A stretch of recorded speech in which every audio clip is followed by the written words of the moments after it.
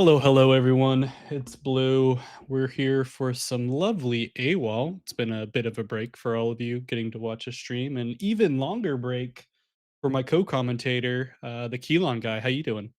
Hey, what's up? Yeah, I'm doing great. My first event back, at least commentating since going on holiday, so I'm excited for it. And it's been over a week since there's been an AWOL as well. So yeah, very exciting. Yeah, long time for everyone, longer time for you. Do you even remember what cards do at this point? Nah, definitely not. But I'm sure that I'll figure it out as soon as they come into play, right?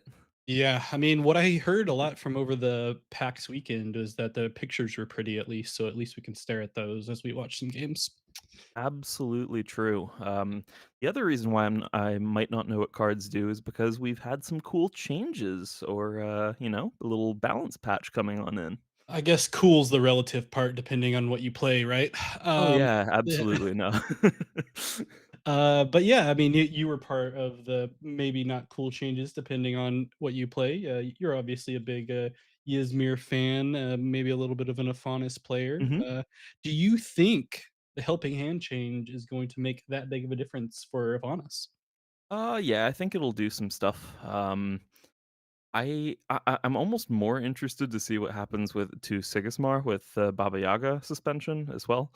That card is particularly absurd in Sigismar, absolutely. But I just wonder if Sigismar will still just have other tools to power through with it. But yeah, I think Afanas, at least some of the more absurd things that they're able to do are sort of off the table now. But overall, I think even more interestingly than just those suspensions is the change of the rules for how the game ends. It's no longer as soon as your expeditions meet or touch one another at any point during the day. Now it's just at dusk when you check like progressions and everything. It's then at the end of dusk, so that'll make a big difference. Not only small step, giant leap, but also grand endeavor. So that's pretty Yeah. cool. Yeah, no longer any continuous check for a win con. It's only a little point at some point during dusk there doing a win con check. I guess I guess the no effect for the good old fashioned Lyra Festival still, but those other 2 points that you made make sense, which means we are definitely potentially going to see some rare changes in the Sigismar deck, like you mentioned. At least 3 spots that may be moving around as far as the Baba Yaga is concerned, because they no longer exist at the moment. Well, they exist, but they don't exist in anybody's deck at the moment. But That's true.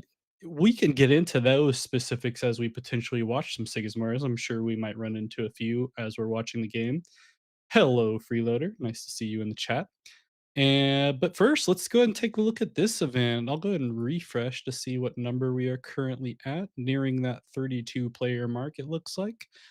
We do have some fun folks that we get to see on occasion on these AWOL events all signed up. Anything in particular that you're looking forward to for this particular event? Yeah, I'm hoping. I mean, a couple of the usernames that I recognize on the player list are pretty good Sigismar players, and I'm interested to see if they're just going to play that deck again and have adapted it for the new changes. That being players like Fanturi 44, very top elo, at least in the event currently registered. So that'll be interesting to me. But overall, I mean, it's a cool cast of people. Interesting as well is the teams represented. I don't think we have more than one player per individual team, and a lot of them are ones that we haven't heard too much about. I think Zoa 54. I'm guessing that now that they've rebranded to ALR Zoa, so that might be a new team on the radar. A couple others there as well, so that could be pretty cool. Yeah, teams are quite the nice little setup in Altered. I'll be curious to see how those apply to the other news that we've heard recently of the World Championship. And seeing how teams can get together and prepare themselves for those qualifiers, and probably the most important of all, that last chance qualifier with 8 players going through right before the event starts in France. Lucky to all those folks that already live out there, and you may as well just show up for that instead. But I may just take a vacation. Who knows? Either way, yeah, world world championship. Any thoughts there, Keelan? You gonna finally make a trip down and get some stuff Yeah, done? I mean, hopefully so. I think it's a lot more likely though that if I can, I will hopefully be joining a couple other people potentially on a commentary desk rather than as a player myself. But otherwise, if I do get the opportunity to play in a couple of these qualifiers, I would be glad to. But well, yeah, we'll see how it goes. Not sure on the scheduling yet and all of that, but it's super exciting, and I know a lot of people are really excited about this. I'm just personally really excited as well to see what sort of player counts we get for those big events, especially the ones in France. I mean, we had the massive event in Angers, France last year. I don't know if anything has reached anywhere close to that player count yet, so I'm excited to see if something like World Championship brings out all of those players yet again.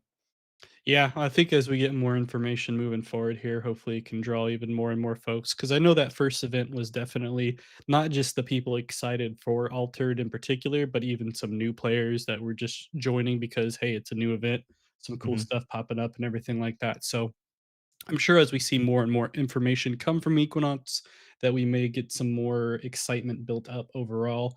But in the meantime, we are hitting the clock here, and we will see what we have for the first round of the Swiss here, AWOL Season 2, Wednesday Weekly, number 14. We have our first matchup starting up, and we'll go ahead and take a look at what we got. Uh, um, Anyone you wanna take a look at, or should I just go at random? Maybe we can jump into table 10? Table 10 sounds good. Pull that up, see what we got going. Thanks to everyone that has joined us thus far in the chat. Good to have you all back and just raring to go to look at some Altered while we just talk about it.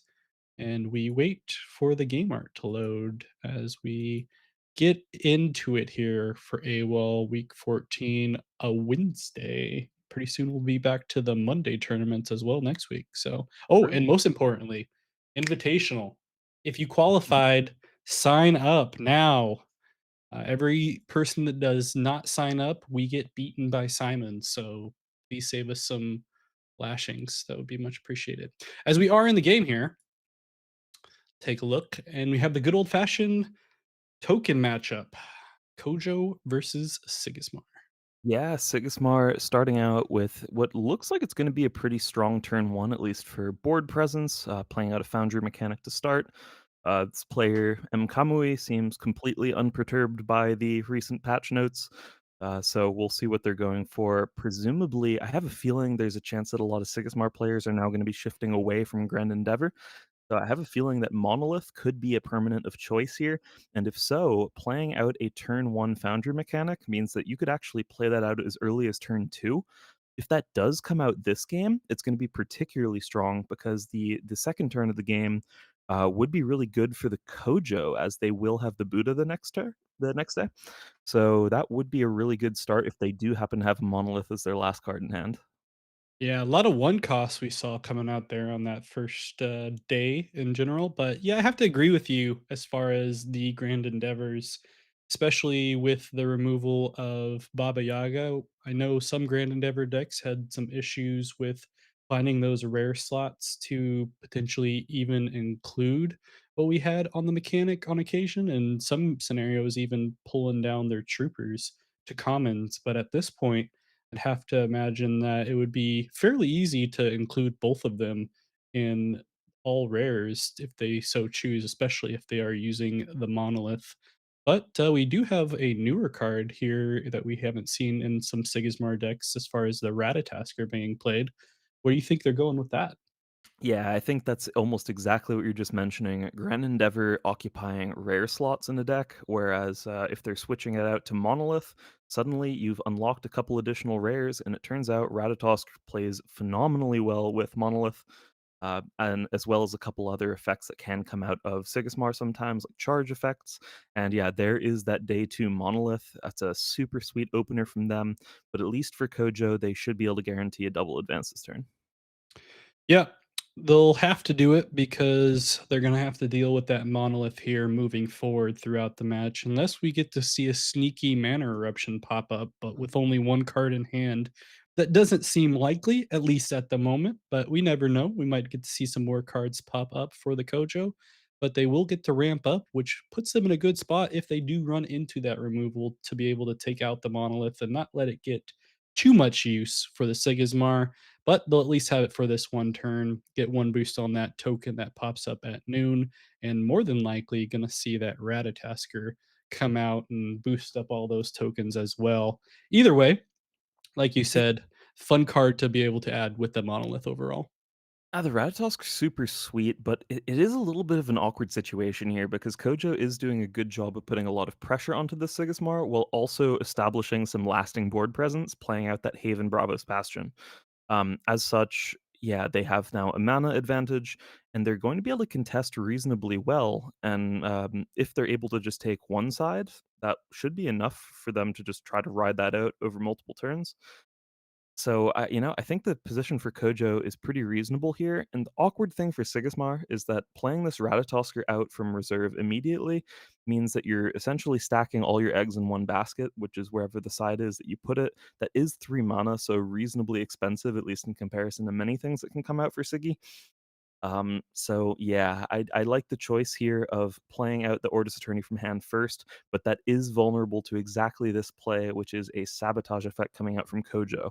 So that's a really nice line here from our Bravos player.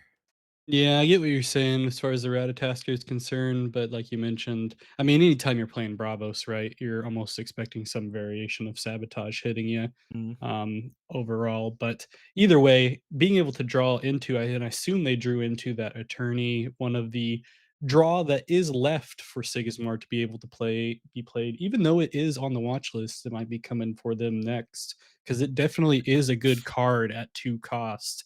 We'll have to see if that works out for them, but they are at the moment down with everything in hand, in reserve gone. No draw likely to be coming out from the attorney, but we'll have to see what the Kojo has left in hand potentially. And it is the Intimidation. Fun card. yeah, wow. That one, oh, okay, nice. Goes after the Ordis Attorney here.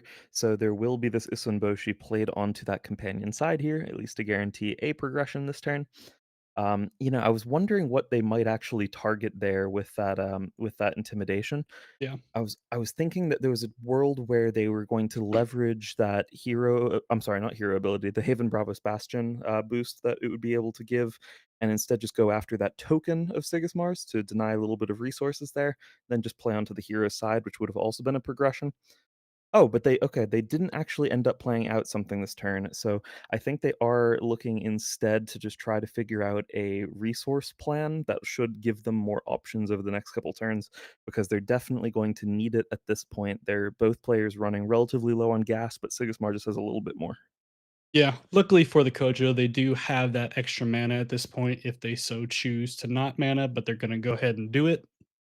And the fun thing really about intimidation, a lot of the times I felt like people didn't like it earlier on, even though it was used on occasion, as far as giving an opponent some more cards in hand. But it works out really well because you can even use it on yourself. I've used it Mhm. several scenarios on just popping back my Haven on occasion if I wanted to get some more resupplies going and I had the mana to work with.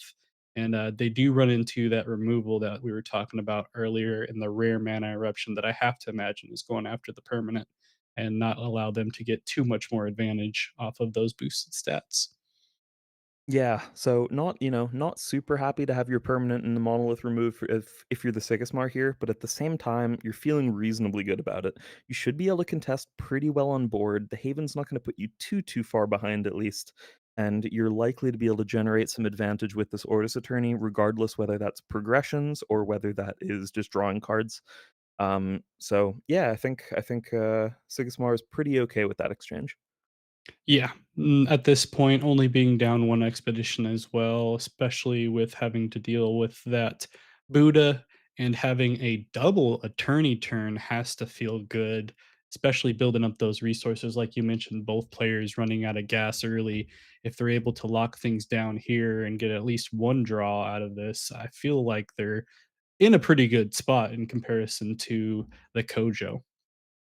Yeah, the really absurd thing here is that they have just enough mana to play out this Order Spy and get the Orders Recruit as well. So they should be able to block perfectly and find a progression as well. They'll draw a card off of that Ordis Attorney and be fully stocked in their reserve for the next day as well. Things starting to shift handily in favor of the Sigismar player now. Yeah, despite losing the monolith and losing the turn and playing the monolith, they're all even at this point and do have reserve and hand advantage, which is not going to bode well for the Kojo, not even being on a Buddha turn at this moment and not being able to get an advance off of the Buddha turn does not feel good. Little bit dire, but plenty of game left to be played. A lot of stuff could happen. Haven't seen any uniques yet, so anything could happen. And sure Oh, enough, we do get another permanent popping out here. And with 2 mana left, they can still throw out another attorney. yeah, I think that was actually just the best card that Sigismar could have found here, was that copy of the Monolith. And yeah, it's a good play for the Kojo in terms of playing that resource game, playing out a Haven Bouncer. But Attorney's just going to be so good in this spot. It's very few things from the Kojo's deck that are actually going to be relevant in this sort of spot. And again, if they did find some way to block that companion side, it's just going to be more card advantage for Sigismar. So yeah, that looks pretty good for them. Um, this Bravos Tracer, oh, it's not going to be able to go over this attorney, unfortunately, for Malmolian, our Kojo player. It does get a resupply, which is sort of nice there, like a little bit of a consolation. But yeah, this is going to be a single progression for Kojo, but in exchange for Sigismar both drawing a card off of this Ordnance Attorney and setting up another monolith. Yeah, looking again, still looking good for Sigismar. At least the only consolation there for Mamolian did find a progression. Yeah, and coming into a Buddha turn, there's definitely some things that they can work with at the moment. Not bad terrains to be on the tumult either. Being able to utilize that tiny gen with having mountain on both sides for them to work with, as well as the Sigismar being on a solo mountain setup on the hero side. So all is not lost, despite being what seemed to be completely down, but 3 cards in hand for the Sigismar, 2 in reserve for the Kojo, and 1 in hand. A lot could happen still at this point, despite that Monolith being on the board. Second Monolith being on the board. We'll have to see how they start things out here. Now, many of the players in the tournament today are still looking to score their invite to the season invitational. It's not this weekend, but it's the next one. If I could be wrong, but I think that's exactly the timeline. Um, and yeah, I'm pretty sure our Kojo player Mamolian is definitely fighting for that spot. I'm not sure about M Kamui's Sigismar. But I think a few of the players here today are trying to snag it. Blue, could you remind me, is it 4 and 2 or better players that get it, or is it top 16 overall? Top 16 overall Okay. is the plan. Simon is making sure that anyone that gets in there has a chance, and we get everyone an opportunity to take that invitational. A lot of prizes for everyone to potentially win in there.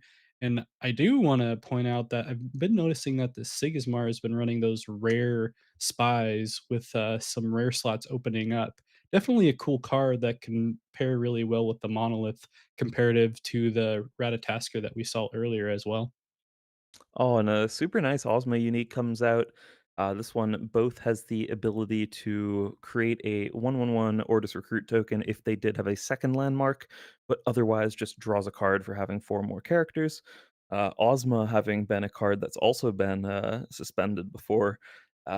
Yeah, this one it can only now be played in its unique version, at least here in Ordis. So yeah, always funny to see those Ozma uniques come out whereas that card would otherwise be gone. Yeah.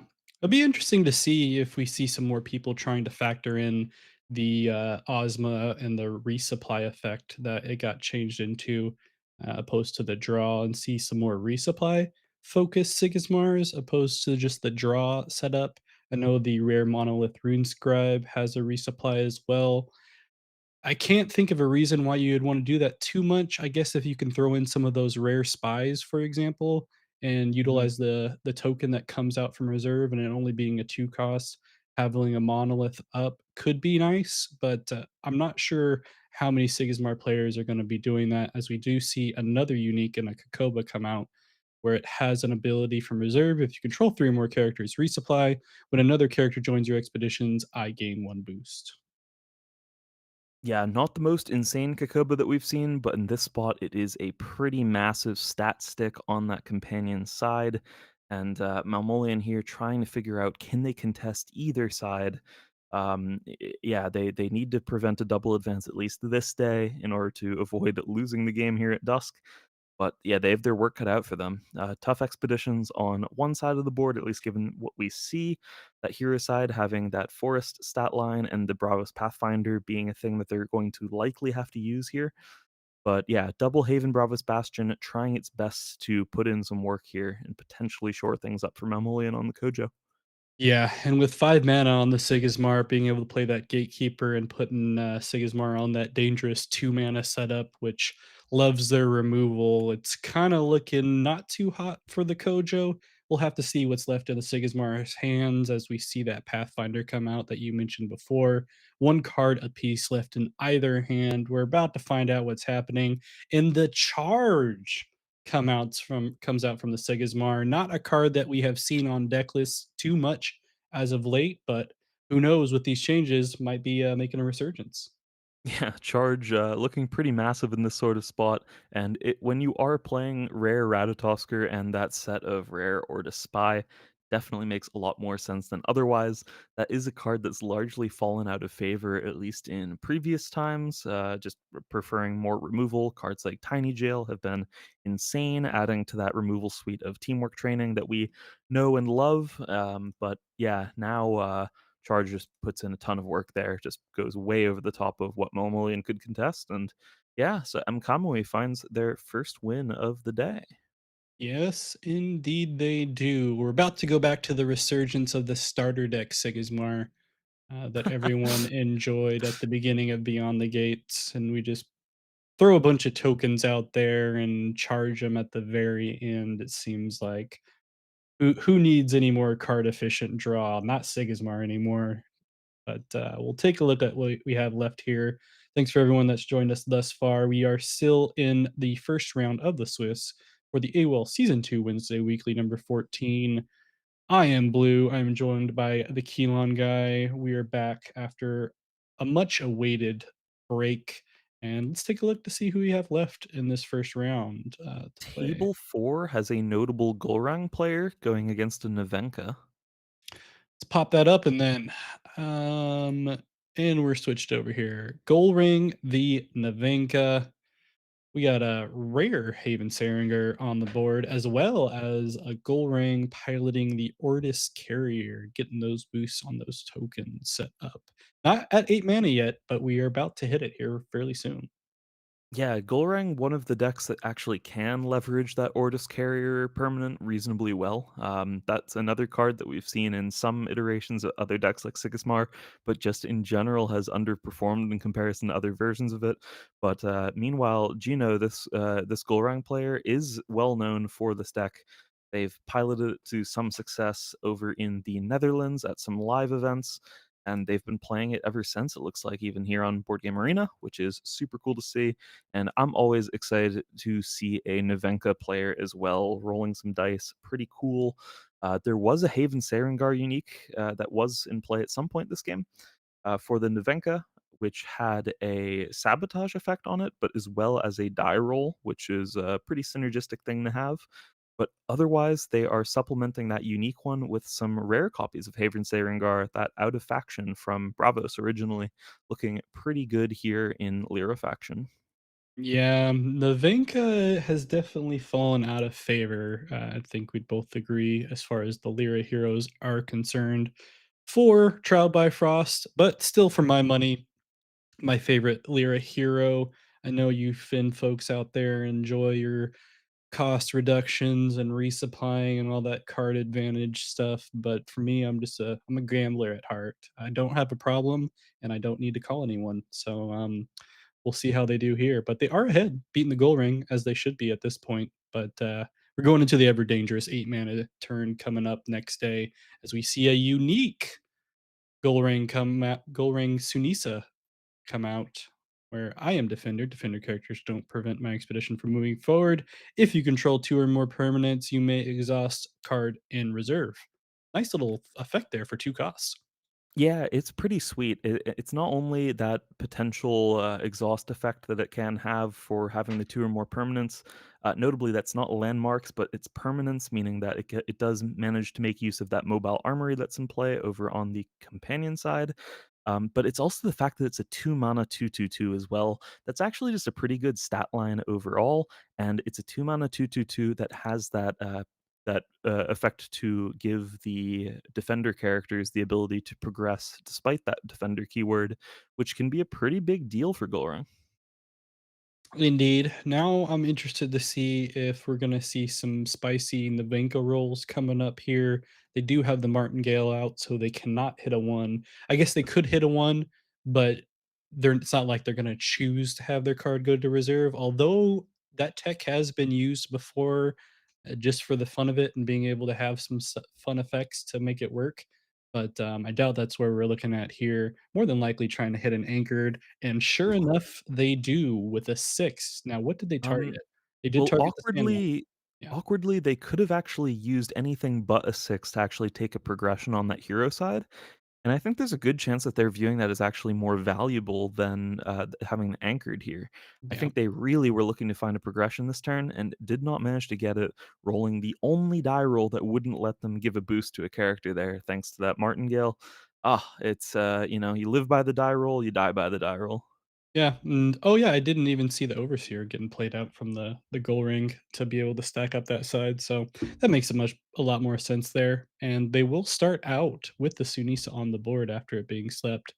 Um, At least, I guess, the Sandman is starting off in a good spot as far as on the tumult with the stats, so they're gonna take advantage of that, but they are only up 1 spot on the tumult versus the goal ring, and the goal ring is now officially activated coming up here on 8 mana. Magical Training, not a bad way to start, though, for the Navenka. Yeah, that is a really excellent card. But notably as well, Goreng does have access to this 1 mana Ordis Trooper from reserve, which is also a very good start to the day. Really being able to leverage these cheap plays later on into the game to really at least know where your opponent is playing their stuff onto, so that you don't try to contest an expedition that you can't win, and instead you're trying to find the most efficient way to set up your own advances. So yeah, it's nice for both players having those cheap plays to open it up with.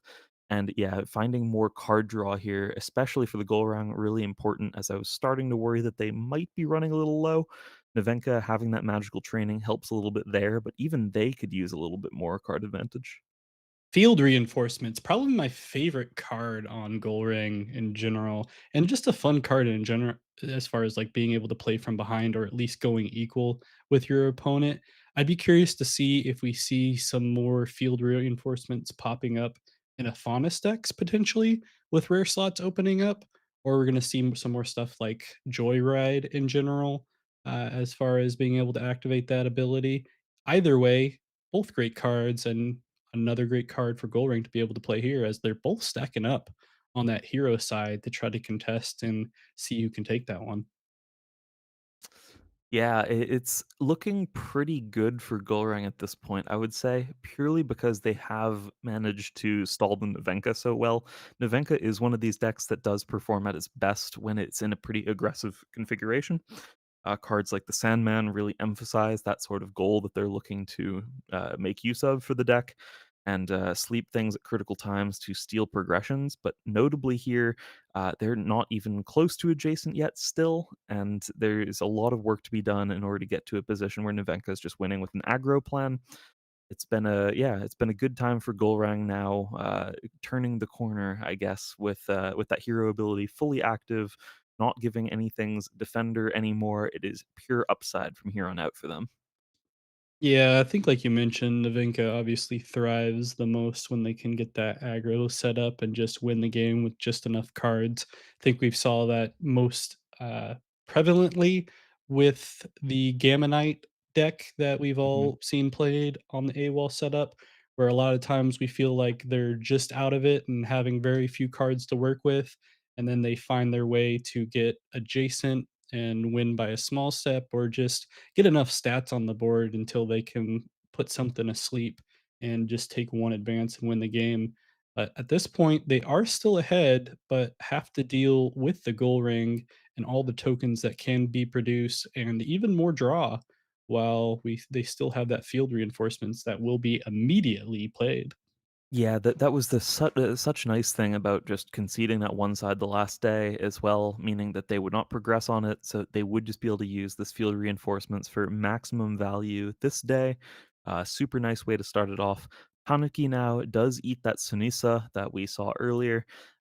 Unfortunately for the Nevenka player, that Sunisa effect wasn't really needed anymore, as there shouldn't be anything with Defender coming out. I mean, other than the Sunisa, right? I mean, it still has Defender. Yeah. But, we do see a attorney pop out for the goal ring. A good card wherever you're playing it within the Ortis setup, even though we don't get to see a lot of Warus these days, but who knows? Might be able to get to see them more in a non-hostage setup. I'm talking about you, Runefolk. Um, but, in the meantime, just, going for the good old draw in general, potentially, for the goal ring, although they can't give up too much more here to the Navinka. I don't know if the Navinka is running a small step, but it just might not matter with the new rules that we have here, this time around.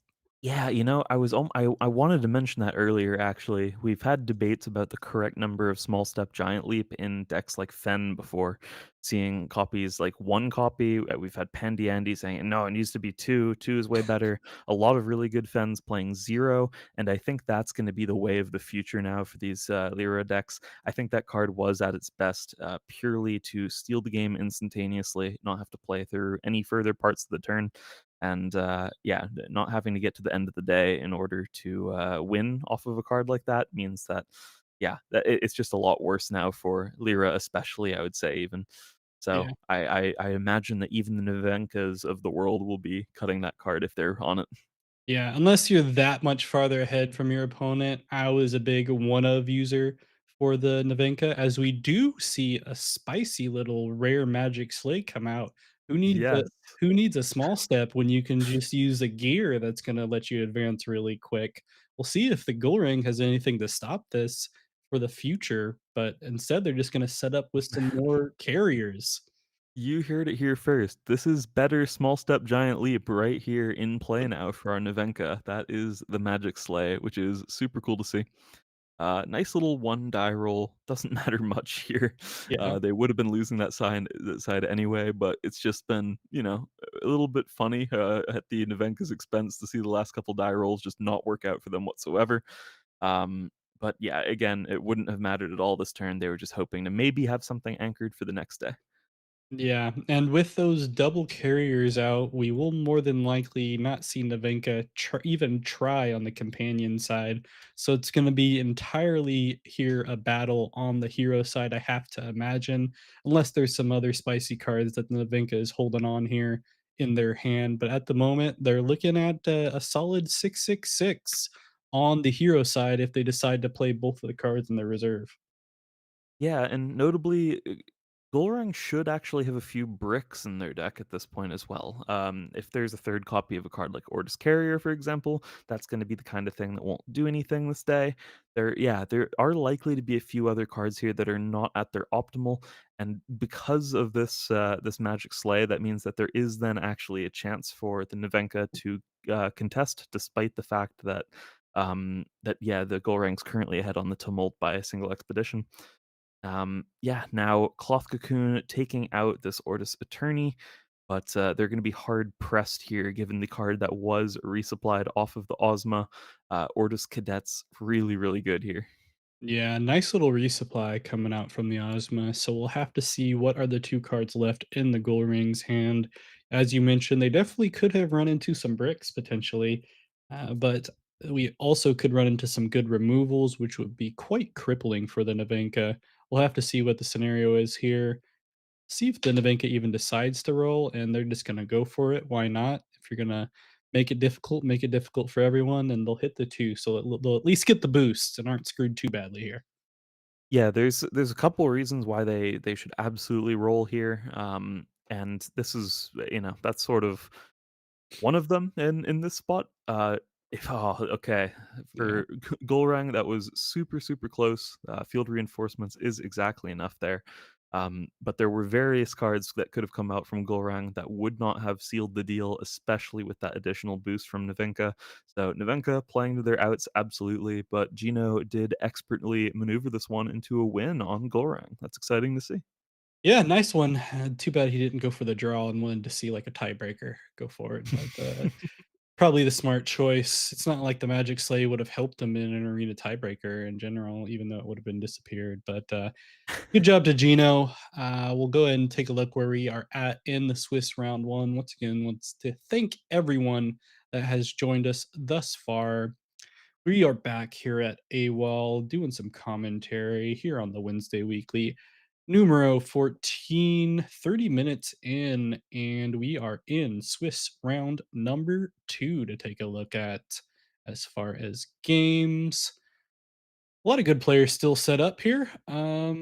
We did interestingly have a player that you mentioned earlier, Fiend Turi, go ahead and drop right away. So Ouch. not gonna see the Sigismar that we were hoping to from them. I know they have quite a few good Sigismar token generator uniques in the double area of not just one but two each time. But not this time. Take a look what other games that we do have. Anything catching your eye, or am I going back to random? Um, Table 3 potentially? All right, table three. Oh, yeah, I'm so happy I chose this one. Ooh boy, we have a match of the ages. This is definitely one of the matches of all time. Traced versus the good old fashioned and definitely meta Orak and Kibble. What can you say about Orak and the prevalence of the that we will see now in the meta now that Sigismar and Defanis are out Yeah, completely? yeah, now that both Sigismar and Afanas have been removed from the game entirely, there's plenty of room for Aurak to come back into it. Now, realistically, I think the thing that's been holding back some of the other Lyra heroes has just been the dominance of Fen out of that faction thus far. Fen has been pretty strong overall, actually, throughout the history of modern altered gameplay since the release of the game last year. At some points, it was a little bit worse, especially towards the end of set one, I would say, but definitely got a lot of new life with some of the sweet upgrades from Trial by Frost. I'm excited to see what the faction in general will be getting out of the next set as well. But Aurak is a deck that stands to gain a lot from that, especially anytime a card is printed that's reasonably cheap and has a zero in the stat line. Those are super sweet things for Aurak to have access to. So I'm definitely excited for that. And I think the deck is actually a lot better than people think. There are a couple really interesting combo versions of decks like this as well. We've seen something similar out of Aphanas before, but resupply combos are definitely something that Equinox have their eyes on at least. And Aurak is a deck that's very capable of executing a game plan like that, and that is very scary, I would say. So I'm not sure what this player on Aurak is doing with it. Could just be your good old try to whip a Hydrocana into play off the top, or it could be just a combo game plan. You never know. Indeed, you do not ever know. Yeah, like you mentioned, Finn was pretty prevalent there at the beginning of not Trial by Frost, but Beyond the Gates, and then Mhm. we saw Navenka just hop in there and take all the spotlight, and then right back to Finn here in Trial by Frost, and haven't really seen Navenka make that same resurgence. But we do have that third hero, as you mentioned, in Orak and Kibble.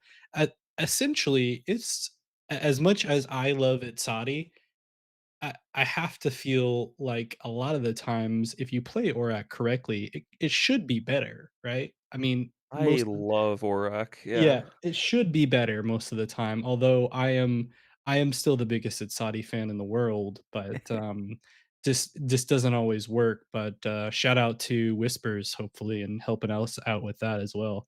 But, either way, we do have a lot of cards being played, including a unique Walrus Scout, where your characters other than me have the good old fashioned from reserve, I gain 1 boost, and, yeah, should be a solid card for the Traced if they can utilize it, especially with that one cost Amelia Earhart. You know, the Trace did just have to discard down, though, multiple cards out of their reserve, which is not the most comfortable, especially when you do not have that Traced hero ability active yet. Orak's done a reasonably decent job, actually, on the Tumult. They're only one expedition behind. I often expect that, especially when there are multiple cheap cards played out by a character like Traced or hero like Traced, that they will be losing a little bit more than that. But I think things have lined up reasonably well for Orak thus far. Yeah, that Ouroboros Croupier was yeah, pretty instrumental for the first couple turns. But yeah, now we'll see. Ooh, a Repotter Otter unique as well. Walk us through this one. Yeah, triple effect here, double hand effect where you each player may put a card from their hand in reserve. Another hand effect of if you control 2 or more permanents, which they do, you can resupply, and then the last anywhere effect is if you control a fleeting character, resupply, otherwise exhausted, resupply. So getting a lot of cards there in the reserve potentially for the Traced. Doesn't look like we'll see it be played this time around. Gonna opt for the Walrus Scout, and we do see a Cloth Cocoon response immediately to the Trace that will hit that Walrus Scout and says, "No, thank you. I'm not gonna deal with anything else." Yeah, I like that decision to go after the Walrus Scout instead of one of these havens, mostly because that means at least this day, the Aurak should be taking a progression and the Traced should only be able to take one progression in exchange. And now comes the moment where Aurak can potentially hit something absurd off the top if they do have some absurd hits in their deck. Notably, like whenever we see a Repotter Otter out of a Axiom hero, I immediately think, "Ooh, is there a crazy combo coming?" But Yeah. this one doesn't appear to be anything like that. It's a cool value piece, like, especially when you play it from hand and trigger all of those abilities. But in this case, nah, it's just the one effect from when played from reserve. Nice Esmeralda here for the Aurak. Uh, so you are a big you're obviously a big, Aurak fan, as you mentioned in general. Do you actually want to play Aurak in the way of had it having those big hits, or are you just gonna be happy with, "I'll take the draw and then potentially a free card play"? I I feel like I know there was some theory, at least, about the idea of just playing like decently, efficiently statted characters and just trying to play a tempo game plan with it. But in general, I feel like the strongest ways of playing the deck were ones where you could either power out something pretty crazy, like Hydrocana, with all of these potential discount effects that we see out of Lyra cards, like Martingale, for example, or that Ouroboros Croupier that we saw earlier as well. Playing out a early Hydrocana, I mean, yeah, we've seen that as well out of decks like Tasia. That can be a good strategy and a little bit unexpected from a Lyra hero. But I think in general, it's probably just important that you have something very impactful that you could hit, Oof. regardless of whether that's something really big like this Kybara that we see resupplied now, or whether that is something that is potentially like a resupply combo unique. I think just having those hits that are incredibly impactful is really important. Yeah, just and that has to feel wonderful as the Aurak player, just being 1 card off of that, the Leviathan popping out for you. But, you know, them's the breaks until we have some way to line up our deck and put it in the exact order that we want. Hopefully, we don't ever have to do that much. But, in case that does happen at some point, it's gonna make it a little bit more difficult to do that little setup that you're talking about and throw those big surprises in there. You just gotta cross your fingers and hope that you hit the surprise and then your opponent is equally surprised when you play it. But in the meantime, that will not be the scenario, as we do see a rare Anansi, coming out from the Traced into the Reserve and a unique Lyric Chronicler, where if you control 2 or more landmarks, draw a card. It's gotta feel good for 3 costs. Yeah, that is pretty cool, especially if there are playing additional landmarks in addition to these Haven Bravos bastions, like something like Kill on Cylinder or just this Armored Gemmer that we've already seen here in reserve that can do a good job of enabling these uniques that do have this two or more landmarks restriction, which was often thought of as pretty bad, but turns out certain decks can actually hit that pretty consistently. Um, it was interesting when we saw that Kybera because I was thinking, wow, it's really unfortunate that the Traced has hit their Armored Gemmer already and can just remove it. But Interestingly, I actually think Trace is in the position where they don't even want to deal with this Kaibara. If Aurochs spends the entirety of their next turn just playing out this Kaibara, Yeah. undoubtedly the Trace can just power their way through on one side and Yeah. win the game off of it. Yeah, definitely. Honestly, even on the Kaibara side of things, when I was messing around with it a little bit in its Saudi decks, I often preferred the rare version of the Kaibara. I started off with the commons thinking I couldn't make rare slots for it, but the rare version, even at the additional cost, just feels super nice with the additional stats and even being able to hit that Itzadi effect one more time. Because honestly, if I can hit 10 counters of Itzadi, even if I lose, that's a victory, right? I mean, I feel like that's how the game works. Itzadi should have a secondary buff effect. If you hit 10 counters, automatically advance twice or something like that. Mhm, But mhm. but probably not. In the meantime, we do have the Trace, go ahead and take the lead at this point with over 2 spots left. We will see that Kaibara go bye-bye and the unique Pamela stay in the reserve. It is Pamela, right? Or is it Pamela? What is your I've been understanding calling of the it pronunciation? Pamola, Pamola, okay. but, I'm not sure. Maybe there's a linguistics expert out there who can inform me. But, Yeah, we do have someone asking in the chat, I believe that's, Wesh from Altered Aces asking if there are any Lindaway players in the tournament, and there is at least Zoa54, or now they've changed their name to have their team tag as well.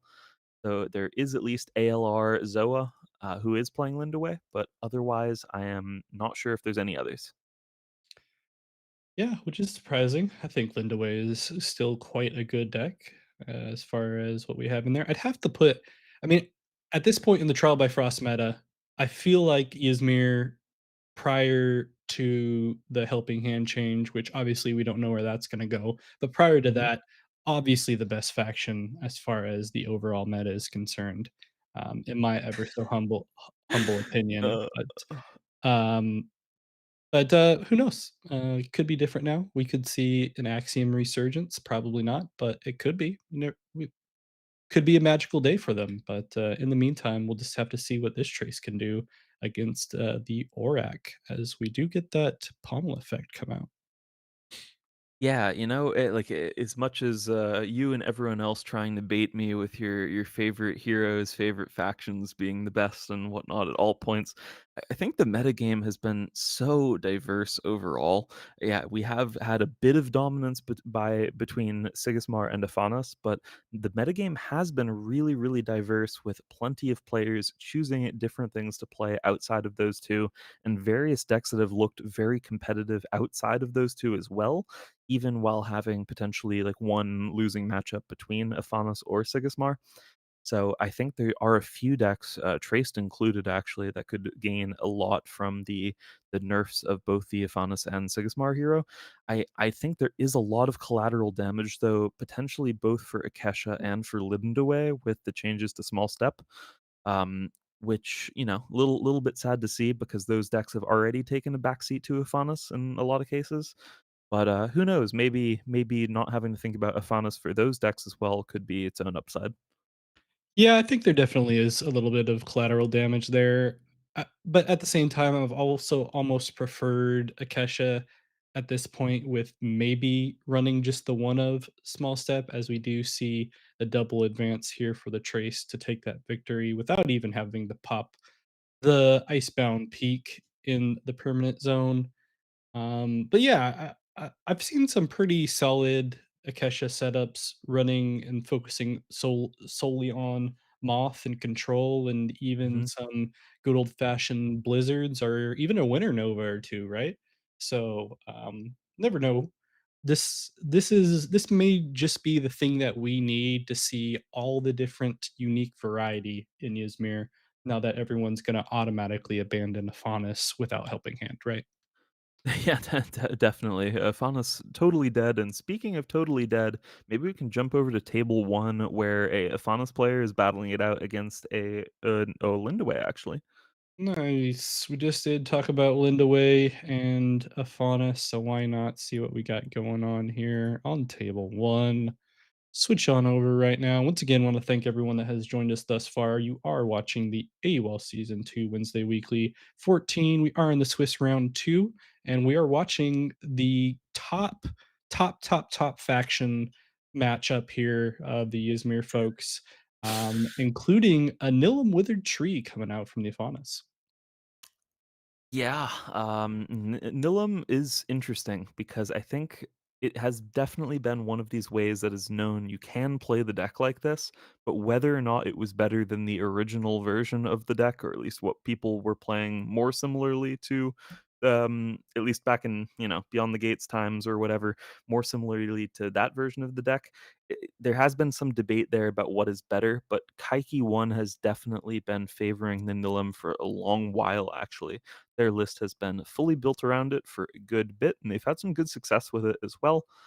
Um, Demarion, incredibly solid Lindaway player, very high elo as well. And if you check out in their discard, they have a super insane unique that's already found its way into there.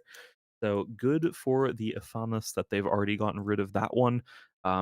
If you click on that one, you see what it does. Either you can explain why it's so absurd, or I can. Up to you. Yeah, I mean, it's up on the board right now for all the folks to see. And as you mentioned, a lot of sacrifice set up here. Get some draw if you sacrifice a character. And if you sacrifice a character, if you do, you may return target character or permanent with hand cost 4 or less to its owner's hand. So nice little setup there. And all for the menial cost of 4 from hand.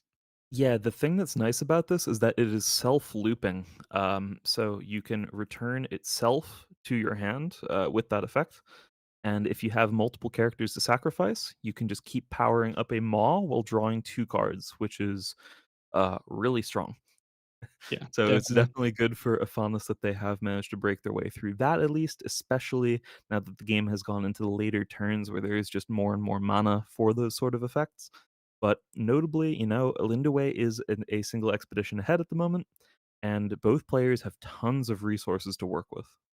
Yeah, we do see a Daring Porter unique come out. If you control one or more landmarks, resupply. You may discard a spell from your reserve if you do sabotage. Otherwise, you may exhaust target card in reserve. So, opting to just go ahead and exhaust that mobile armory for the Lindaway, not going to give them that free token at one cost. And we'll go ahead and prop that Nilum Withered Tree and see what they can do from there. Yeah, I love the choice of going after that mobile armory just in these later stages of the game, taxing the cheapest plays or making them unable to be played out for at least a turn is incredibly important, as it'll give you the best opportunity to fight on the tumult on the turn that you do so. So that is very nice. And notably as well, Kaiki will need to find a way to start turning a corner here. Likely Joyride is going to factor in for that. So having that Conjuring Seal just sitting there in reserve is definitely a nice little asset here for them, given that they will just be able to bin it to play out that Joyride, as it does force you to discard another card from your reserve for that. And yeah, you virtually never want to be playing Conjuring Seal for the 5 mana from reserve cost that it has. Yeah, definitely. And they do have a pretty good card to help them get the most benefit off of that joyride in the category and Mage Dancer. And honestly, if they were able to play it and get into the next turn to be able to play the Mage Dancer, that would have been ideal. But instead, they'll just have to take the consolation prize of just playing a Rhyme Frost from hand. Yeah, and nicely that Rhyme Frost can be played again, even this day, which is very nice, at least in that it does represent multiple more boosts. But, that on its own, it's not going to be enough here. Lindaway threatening actually to a potential advance on both sides at this point. Maw on its own can do a really good job to shore up that Oof. companion side, and especially paired with a Moth Lantern here, gets rid of Chrysalis, that converts it into 2 mana moths, starts buffing up that Maw, and there's still more things that can be sacrificed via this Baba is Isba in play, and that's not to mention that they will still have 2 mana remaining. So definitely a pretty strong puzzle that's been put into play for Kaiki 1 to solve. Yeah, they are able to at least get rid of that maw with the off you go, but at this point, they'll still have to deal with that 2 mana left here from Lindaway, and as you mentioned, the Bob is Isba, down to 1 mana themselves. Afanis notoriously has plenty of 1 cost responses, but one of them, if you didn't know, is not Helping Hand. You are absolutely correct. That does make a pretty big difference for the deck, especially given the dominance, at least more recently, of these rare Katagiri Mage Dancers, which typically the easiest way to enable them has been just playing a helping hand on top of it, to draw you a card at dusk, because turns out that was just enough to give you 3 boosts on the Katagiri Mage Dancer. But now that is no longer a line, so sometimes it's going to be Joyride now to do something similar. Otherwise, it has to be multiple spells. Yeah. What's with all these cards in reserve? It's like we're watching a Finn play or something, as far Yep. as all these folks just having to get rid of all these cards. But instead, we're just watching two Ysmir heroes go at it as the Lindaway is just one advance from taking this whole thing. Smartly decides to keep that lantern and the other gear that they have in the reserve to potentially set themselves up quite nicely or at least one advance. And we do not have to worry about an immediate end of the game with small step either. So should be interesting nonetheless. I believe that Porter does exhaust, so we will not see the lantern being played at the very least. But Yeah, that's exactly what I was thinking here. The unfortunate part for the Lindaway is not having a sabotage effect there or an exhaust effect means that Porter gets to come out and shut down at least one of the 2 plays for Lindaway in their reserve. They end up choosing to play out this mobile armory first rather than the Moth Lantern, so Moth Lantern does get exhausted. I like the choice here. They're essentially saying, I want to wait as long as possible and really try to leverage this Baba's Isba to force the Afanas player to commit as much stats onto the board as possible before they actually have to commit to their own game plan of where they want to put their stats. But it's still looking tough for Lindaway. Actually, there's definitely various ways that Afanas could actually try to turn a corner here. I almost wonder though if the Nylum is going to be sort of a tough thing for Afanas to actually make use of here, yeah. especially given that all they really want to have here is a bunch of cheap cards to play, cheap spells specifically. Yeah, and that gift of self being utilized instead of having to use the ISBA, I think is a pretty huge move for the Linda way because maybe that Nilum was going to be a little bit of a preventative measure for them to be able to hit that jellyfish again from the reserve and know that they only had one other card left to play. But at this point, they are able to draw two and have a lot left to play in hand. So they're instead going to opt to throw out good old fashioned Moth and Moth to a Flame and see what the Lindaway has to offer with 5 mana left at this point. We always love seeing moth. Absolutely, you're correct there. Yeah, this moonlight jellyfish now, though, from reserve from Lindaway, can still be pretty sweet. It is the rare, so it does have that effect when sacrificed. If it was fleeting, draw a card. So, in case they're still digging for answers, that could be something that helps there. But interestingly, they have what seems to be a better play than that. They're going to blizzard away that companion side expedition from the Afanas instead and hope that that's enough. Yeah. They do get hit with that off you go though from the Afanis and gonna boost up that Mage Dancer. And we'll go ahead and it looks like it's just gonna be a 1 for 0 for the Afanis at this point. And not the ideal scenario for the Lindaway, obviously. Took a little bit of a risk, like you mentioned, throwing that Blizzard out there. But still not in the most horrible of situations. Doesn't have to deal with that Mage Dancer anymore and still has that Jellyfish and Moth Lantern to work with. Yeah, the Lindaway surviving there purely off of the grace of Afanas not having a card like a Studious Disciple to take a progression there on that companion side. So yeah, good for Lindaway that they're still in after that.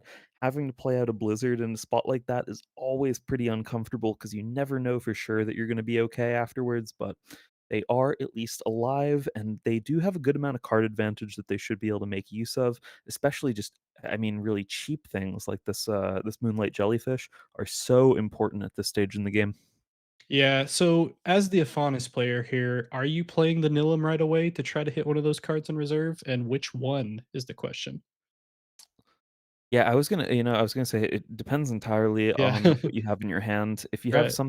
If you have something that's better and cheaper, you definitely want to play out the cheaper thing first, sort of regardless of how impactful the Nilum can be here.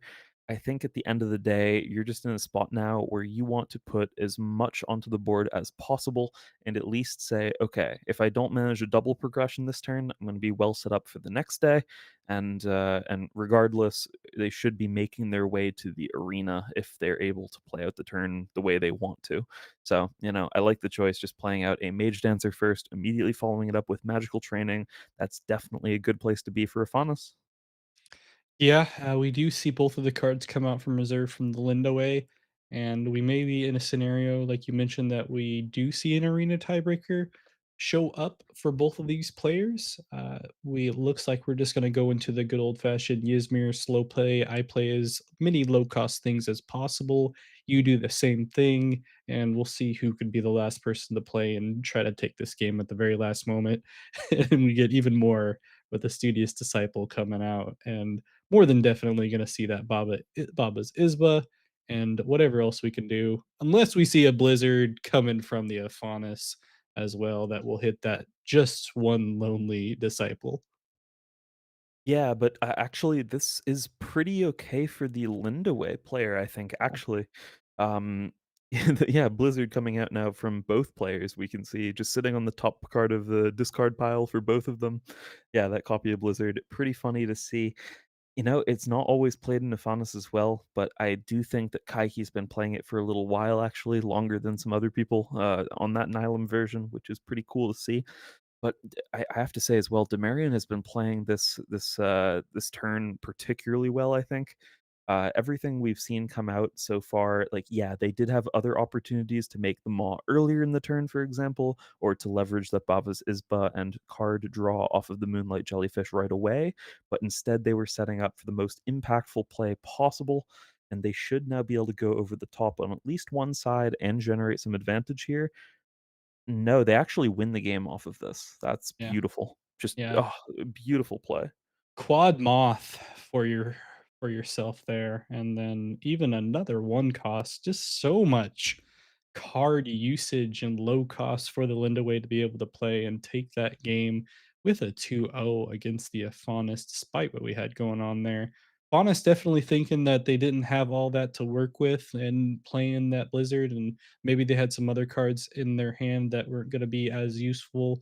But either way, good play from the Linda way and Demirion able to take the victory there over Kaiki.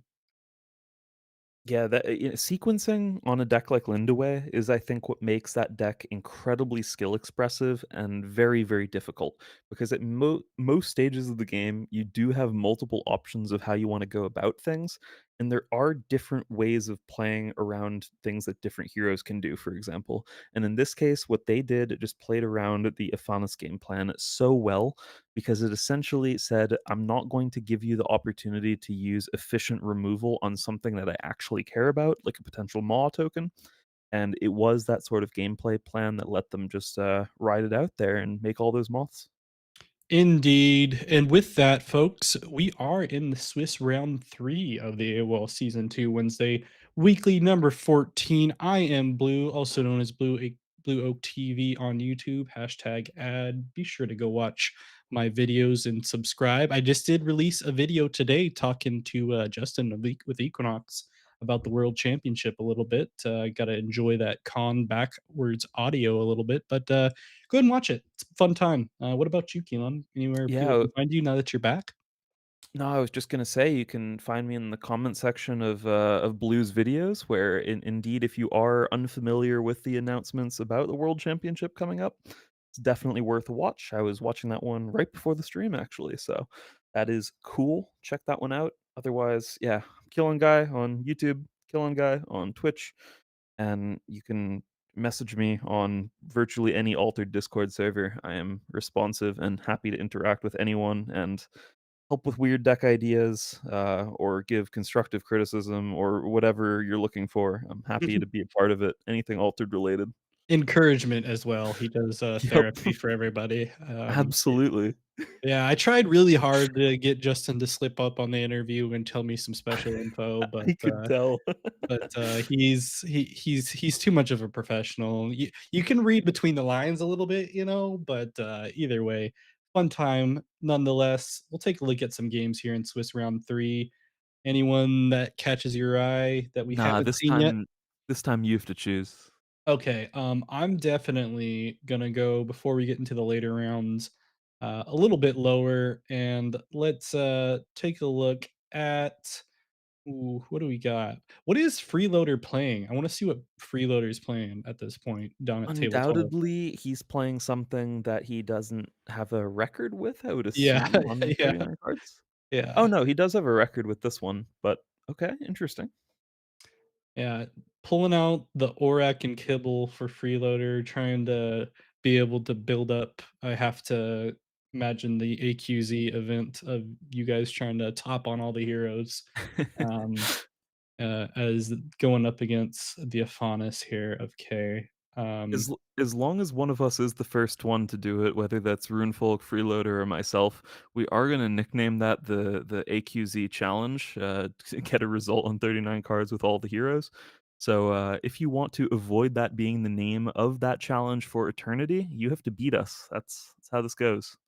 yeah, or pay me 20 bucks. I'm giving out naming rights. I'll give it directly to whoever needs to make that not the AQZ challenge. But either way, I'll take the money, even that if that is not what ends up happening. But we do have a nice little matchup for the ages, 1 for 1 thus far, as we see a moth come out here for the Afanis that will go ahead and try to double advance at this point, depending on what the Orac has. Yep. I don't think there's gonna be anything else from Orac here. Yeah, indeed, it is just that martingale, just adding to the number of performance counters that Orac currently has on themselves, which is nice, at least. Also sets up well to be a cheap play to start out the next day with, which is cool. But as you mentioned, Afanis is now ahead on the Tumult, only needing 4 progressions. Orac will need 5, but I am sure there are some spicy goodies in Freeloader's deck that they could potentially hit if they are given the opportunity to at noon with one of these spins of the wheel when they remove 5 performance counters. So likely going to be doing that next day. Yeah, wouldn't be allowed on AQZ if there wasn't some spice in this weird deck. Otherwise, I mean, he has been kicked off of AQZ at least 3 times at this point, right? So, Happens all the time. Yeah. yeah, I mean, for some reason, y'all keep on letting each other back on, but at this point, what can you do? They make the rules, not us. If I had my way, all AQZ members would have been kicked off, and there would just be a lone team by itself, Pandy Andy, just hanging out there, running tournaments, and Yeah. and talking to himself on stream. But what can you do? You know, it is good though that we're keeping all the insane people in one place with this team. The things that we've been bringing to a lot of these events have been creative, let's say. Yeah. Um, but There's a reason why sometimes it's called Quarantine Tower. It's because exactly. they're trying to keep us away from them We're is trying to keep you yeah, all safe from yeah. whatever dangerous ideas we're having over there, but honestly, there are some diamonds in the rough. I do think I really have a feeling that Orac is gonna get good soon. Like, I believe in this hero. I'm excited to see that Freeloader's playing it because Freeloader is pretty well known overall as being a really innovative player, playing lots of things that other people have thought are unplayable and saying, yeah, no, you got it wrong. I will make this work. And certain things like Traced, for example, they're very well known for. And Traced has been looking really nice in the sort of Ouroboros configurations that Freeloader's been playing around with. So definitely some good meta creation over there. Yeah, always some fun stuff that they're throwing out there for everybody. And If you had not been gone for multiple weeks prior to this, I would say Mhm. that you saying Orac was gonna be good is some type of insider spoiling, but you've been in Iceland this entire time, so there's no way you know anything about any cards for people to look at, and No, correct, if but it anyone would say that, they're lying, and I'll comfort I mean, go ahead, sorry. well, I can explain that for multiple reasons. I mean, one in general, I think Orac has been like deceptively strong for a little while, given the cards that are already potentially accessible for the hero, but things that Equinox have already mentioned that they have their eyes on, specifically those resupply uniques. If you haven't seen a deck combo off, like with like Orac just comboing off, it is scary and it's a thing to behold. And I definitely understand why Equinox said that they had their eye on them as a potential suspend target, like something that's watch listed. But at least the changes that we've seen thus far at this, late end of Trial by Frost patch that we have hasn't made any mention of them. And if those are sticking around, I think those could potentially have some super sweet life. And then otherwise, as I mentioned earlier, I think it's just a hero that will get better and better over time.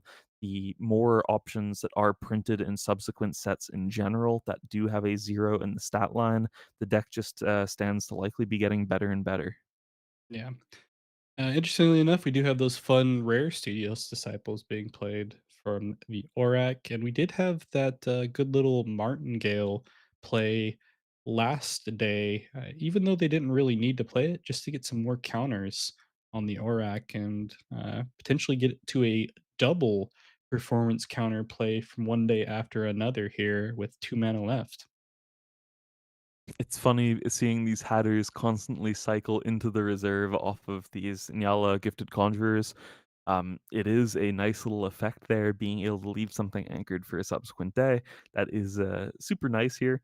And actually, in this case, it's going to be particularly nice because it will mean that have a full reserve for the next day, but are not going to have to actually discard down any cards. So that is a nice card advantage way of playing here. Interested to see which Nyala they're going to choose to anchor, and Yeah. is the one on that hero side.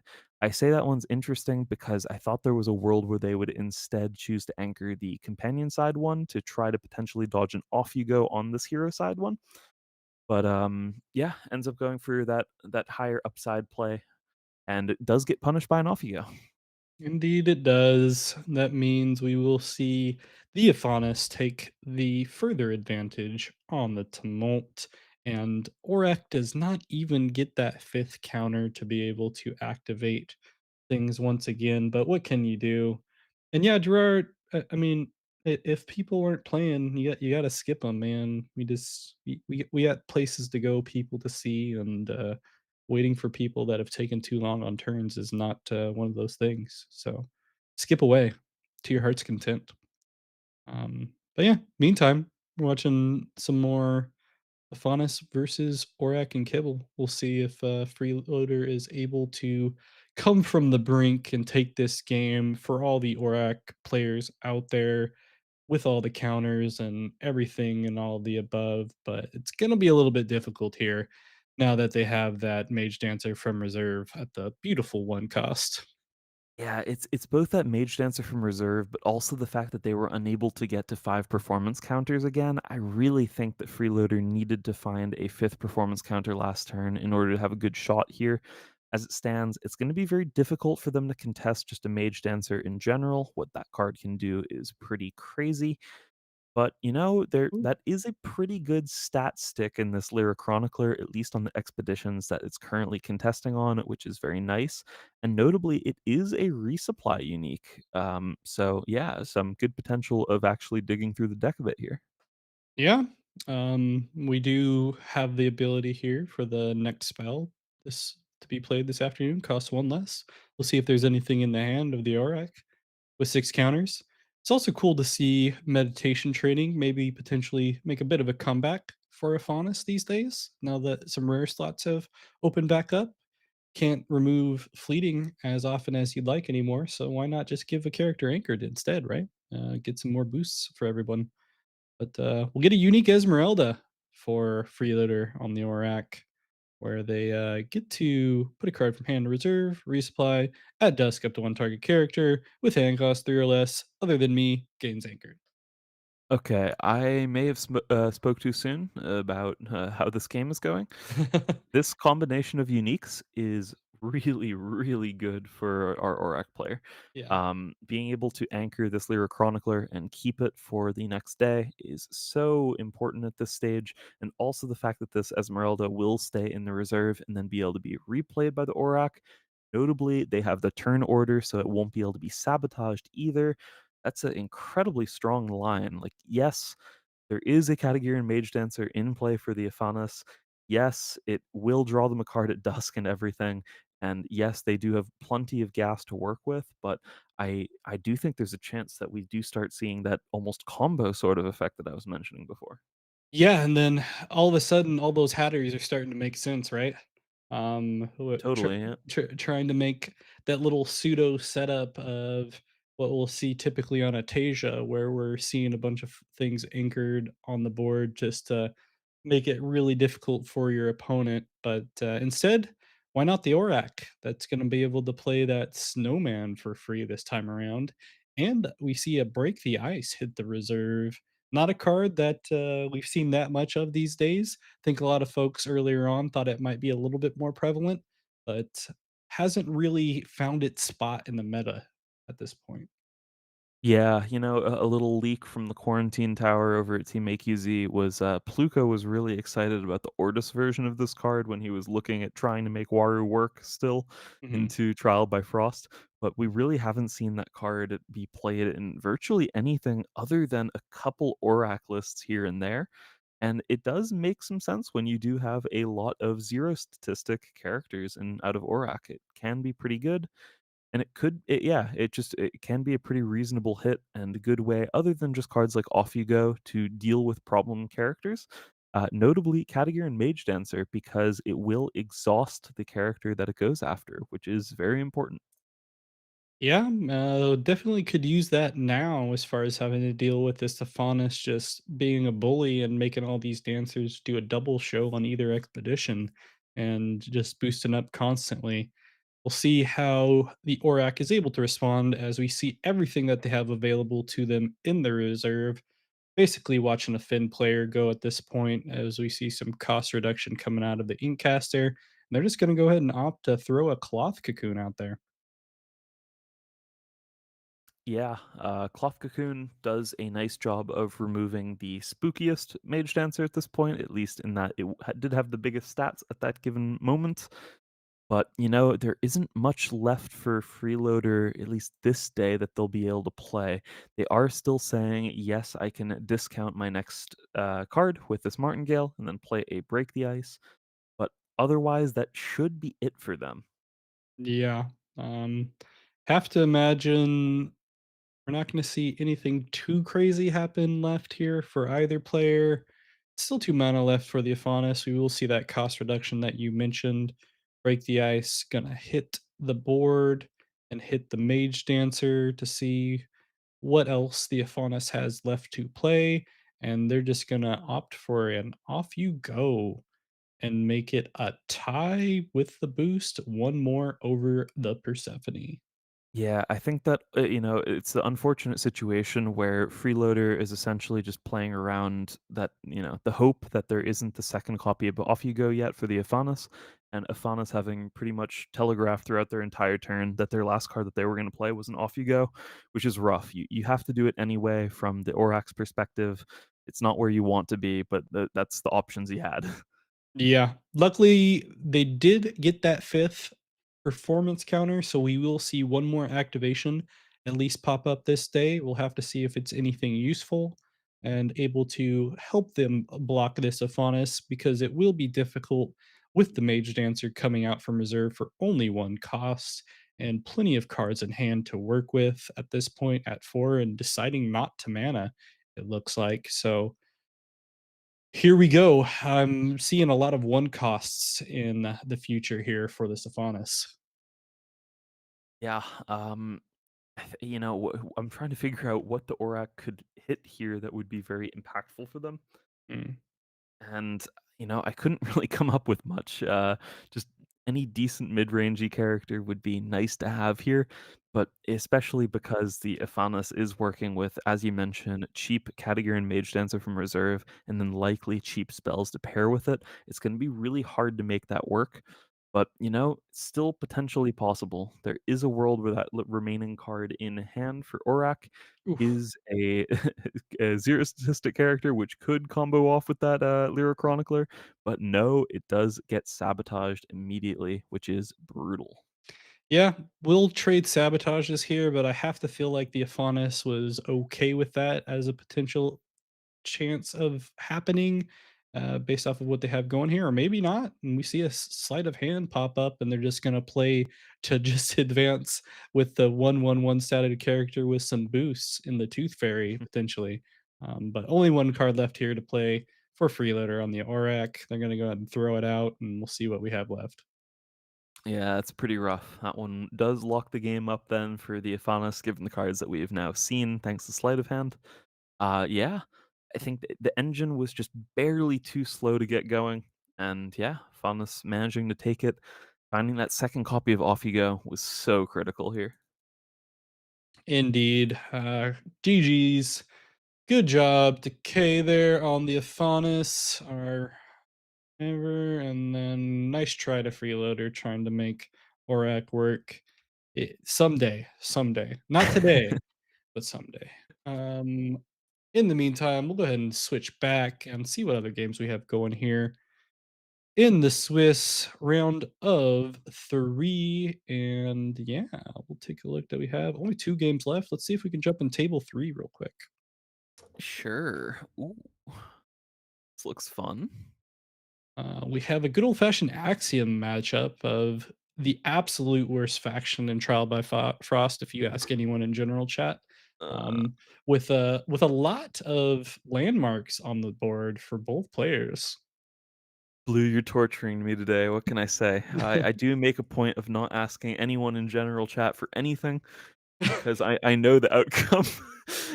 Regardless, yeah, Trace versus Subash, definitely not the most common matchup to see. Subash specifically has been a very low play rate character, largely has been overshadowed just by cards, like, I would say that Ortis Baba Yaga that's now suspended, is one of the things that really shows off, how strong that is out of a deck like Sigismar versus what the Subash is trying to do with most of their game plans, but, now, especially with that line not being a thing, I think that, maybe there's a bit more life to Subash, and if anyone knows how to make that happen, Elio is definitely one of the people who could do so. They've been playing at Subash for a long while, so excited to see what they're cooking with. Yeah, I think the early. I mean, I've seen. I think Elio's been playing Subash for a while at this point, Yep, right? And especially on a competitive side of things and seeing how they can make it work. yep. Interesting setup here, though, especially with that resupply into the Frankenstein.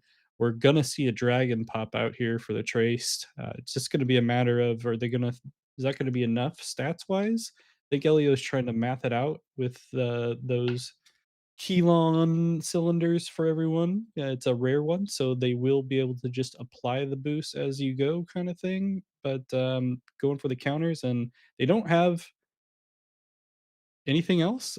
Does that mean that they're just gonna concede it? Um, They went for the when you counters say that, instead of the boost, right? yeah, it looks like they're conceding the turn. I agree. Yeah, yeah. So, I thought there might have been some opportunity there, but yeah, with the dragon, I think it's unlikely, especially with the walrus being able to be on water there on the hero side.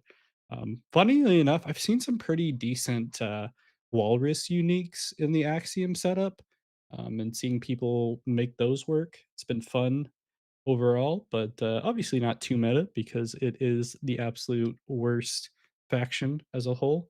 Um, and, either way, we're gonna see one more day. See if, Elio can bring it back from that 2-0 from the Trace. Trace obviously has the advantage of the hero ability being able to get some more resources. What are you looking for here in this well-known matchup between these 2 Axiom heroes? Well, when you ask what I'm looking for, I guess it depends on which side of the field I'm on, because I Mhm. think the answer is very different depending on whether you're the Trace player here or whether you're the Supash. Interestingly, I think Subash's position is a little bit harder now that Traced has so many options with the both the hero ability active, but also being able to start with multiple one mana plays from reserve, and the fact that Subash is down a mana as well. That is very nice, but notably, the Trace did have to start off their turn by using that hero ability right off the bat, which isn't always how you want to do it if you're not in desperation mode pretty much already.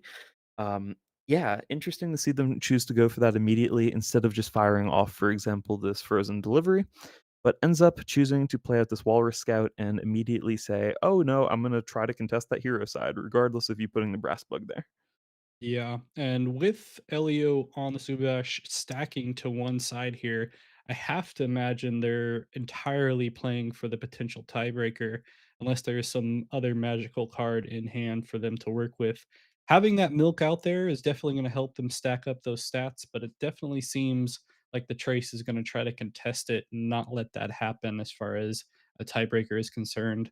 So we'll see what these last bit of cards are being played and what's going to happen. But that 3 cost setup here of the armor is not going to help him out. Yeah, a critical card that is actually often played by Subash is Hooked, which does represent a potential other way of potentially cheesing an expedition progression here, which could potentially get them to a tiebreaker, especially in combination with these kill on cylinders. Otherwise, they're going to have a very hard time just matching what these potential Haven boosts can do on something like a Dr. Frankenstein, but they would be able to likely stat match if there was a hooked via using these kill on cylinders. But yeah, now that Repotter Otter coming out that we saw actually earlier, it's the crazy value one with the 3 different abilities. Um, yeah, lots of options then for the trace, but that notably that Repotter Otter was very expensive from hand, so likely only to be one more play really coming out from Trace this turn. Yeah, interesting that they would play that. I would think that you might want to try to slow play more with the low cost stuff that you have in the reserve so you can avoid something like you're talking about in the hooked. But have an idea of what they want to do here. The Anansi is not too bad, and sure enough, speak of the devil, he shall appear, and we do see a hooked come out, but it may be a little too late. We'll see what we can do here with this last 2 mana, and maybe even see a tiebreaker. I think the only way that this goes poorly for Elio here is if there is a 1 mana play in hand for Traced. Yeah, Otherwise, they should at least be able to find a single progression. But yeah, seeing that Anansi though is particularly scary. That is 2 mana, 7/7/7 essentially, yeah. given these two Haven Bravos Bastions, and Huh. oh, there is the 1 mana play. Yeah, there it is. Either way, I feel like the Trace might not have been in a bad spot as they could have played that Anansi and then just go ahead and Muna Druid it to have a nice little tiebreaker setup in the future. But like you mentioned, we do see that second 1 cost play coming out. Elio should still be able to manage to advance here, though. Notably, yeah, the Foundry mechanic that's played from hand doesn't actually change that.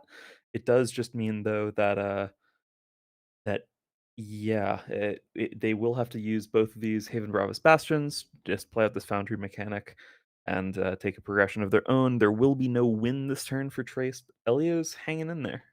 Yeah. Makes it even more interesting to see if the potential anchoring of a bigger statted character might have been better. But well, that's not the scenario we're in. We're in a tiebreaker scenario, and we're about to find out which Axiom hero is better than the other. This is going to be the final determiner on which hero is the best within the Axiom faction. No other setup is going to determine that. This is the only time. So, everyone watching, congratulations. You're about to find out who is the best. It's definitely not Sierra, it is one of these two. And similarly to exactly that vein, when we looked at the 3 cards that were in Elio's reserve there, the card that he chose to discard was hooked, thus meaning that it is strictly worse than both Foundry Mechanic and Foundry Armor. Indeed. I mean, why do you need Hook for? I mean, the shit card, if To we're be being honest. fair, it's pretty bad in Tiebreaker, so definitely it makes sense why he would discard it here. Notably, these kill on cylinders are doing a really good job of acting like budget havens at this point. They do have plenty of counters, so they would be able to use both of them this turn, which is nice. And even if this game was to somehow go to another day of this tiebreaker, they would still have that ability and be able to use it then as well. So doing a really good Haven impersonation over there. But again, Elio has his work cut out for him. Another unique being shown off here by the Traced player, yet to use that hero ability. They have tons of gas still, and Elio's under a ton of pressure. Another low cost card coming out as well from that resupply from the Lyric Chronicler. Has to feel good for the Traced. We'll see what else that they can come up with here, and having to deal with that Anansi 2 for Elio. Just too many stats. Yeah, man, trolling. Yeah. But Sierra is just a also just a bad hero entirely. Um, if we're being honest, like, who wants to play that hero other than me? Because I played it, like, twice during tumults. But at this point, And and other than Kaifu, Kaifu's been having a crazy run on that hero. that's true. I do remember that. Some good results there. A lot of stats, though, on the board. I think we're looking at a Trace victory. Congratulations to the best hero in Axiom, Traced. Let's get a clap. Yeah, we honestly, we have heard that before. There was that segment of time where Traced was, if not the most dominant deck, it was right up there. Maybe the second most played for a good while, which was pretty crazy actually. A ton of people were playing Traced, and then immediately hopped off the deck once Haven got temporarily suspended. I mean, But yeah, the ones who have stuck it out and are playing the deck again, I'm not surprised to see them doing particularly well. well, but hold on. Correct me if I'm wrong here. This is like the first resurgence that we've seen from Trace because prior to this, it was just a low tier gambling deck, right? No? I'm glad that you are bringing this commentary to Altered General Chat. That is very helpful here. Um, yes, absolutely.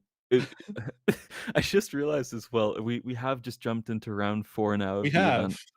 We One have. of the top We can players go off has the tangent if you want, but go ahead. no, I was just gonna say one of the top players has the username of Satan is a baby boomer. Has me chuckling. Um, Alright, but why waste any time then off of that transition? We are watching the AWOL Season 2 Wednesday Weekly number 14. Thank you everyone that has joined us thus far and putting up with this commentary. We are in the Swiss round of 4, like my co-commentator has mentioned, and we are going to have we watched Curls yet? Or no? yeah, we've watched Curls twice now. Okay, let's Um, unfortunately, we're not gonna be able to watch they Satan as the were Baby our Boomer. trace player in the Y previous round, yeah, but so yeah, maybe table 3, I don't think we've seen Argon 11 or Waffle Slayer? yeah, Waffle Slayer, also a solid name, so let's go ahead and take a look. I agree. One of those rare UK players in the setup here. And we'll go ahead and take a look at a nice little Bravos matchup of Ooh. Basira versus Kojo in in the chat here. Well, Blue, Yeah. right before I left on vacation, Basira was starting to have this. I was going to say resurgence, but I think it was really the first time that that hero started performing pretty well. Has this continued? Is the deck looking like really strong at this point? You know, I've always been a big, Kojo proponent when it comes to Mhm. Bravos, but I've actually been preferring a little bit more Basira as of late. I before, obviously, Sigismar was nerfed into the ground with this Baba Yaga, and no one's ever gonna play it again. I actually liked, playing a little bit of Basira into the Sigismar matchup. Nothing and honestly, nothing quite feels as nice as being able to, like, quad exhaust with an occlute, you know? Um, Mhm. and just completely ruin a Finn, right? And like, oh, enjoy all the cards in your reserve and the one card in your hand, you don't get to play any of it, right? But Mhm. yeah, no, I think it is definitely up there. I think we saw some players like Neuro uh, adapt Yeah. it pretty well in AWOL and do well with it. Who is also a famous Waru player early on that did in fact win that early on tournament that we were talking about of 1,000 plus players. So definitely some opportunities for Basira to do quite well.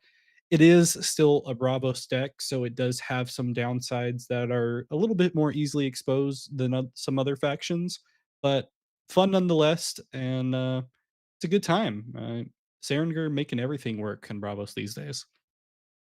Yeah, definitely, and not only in Bravos, but also in Lyra. That card has been making its way into lists of Nevenka. We saw it in Aurak earlier, and even in Fen, it's actually becoming reasonably standard to see at least a couple copies of it, which is really sweet. It's definitely some pretty important glue for the Bravos faction, though. Here at Common, it's super strong. And overall, I think the thing I really like about Basira is that it is a deck that actually does have a very early game aggressive configuration that works pretty well for it. Yeah. Um, but yeah, later in the game, as you mentioned earlier, it's really that Aklut that turns into a big game changer. Yeah. It's actually one of the few, like I was mentioning against the Sigismar matchup, it's one of the few heroes that I'm like, cool, play your Baba Yaga turn one.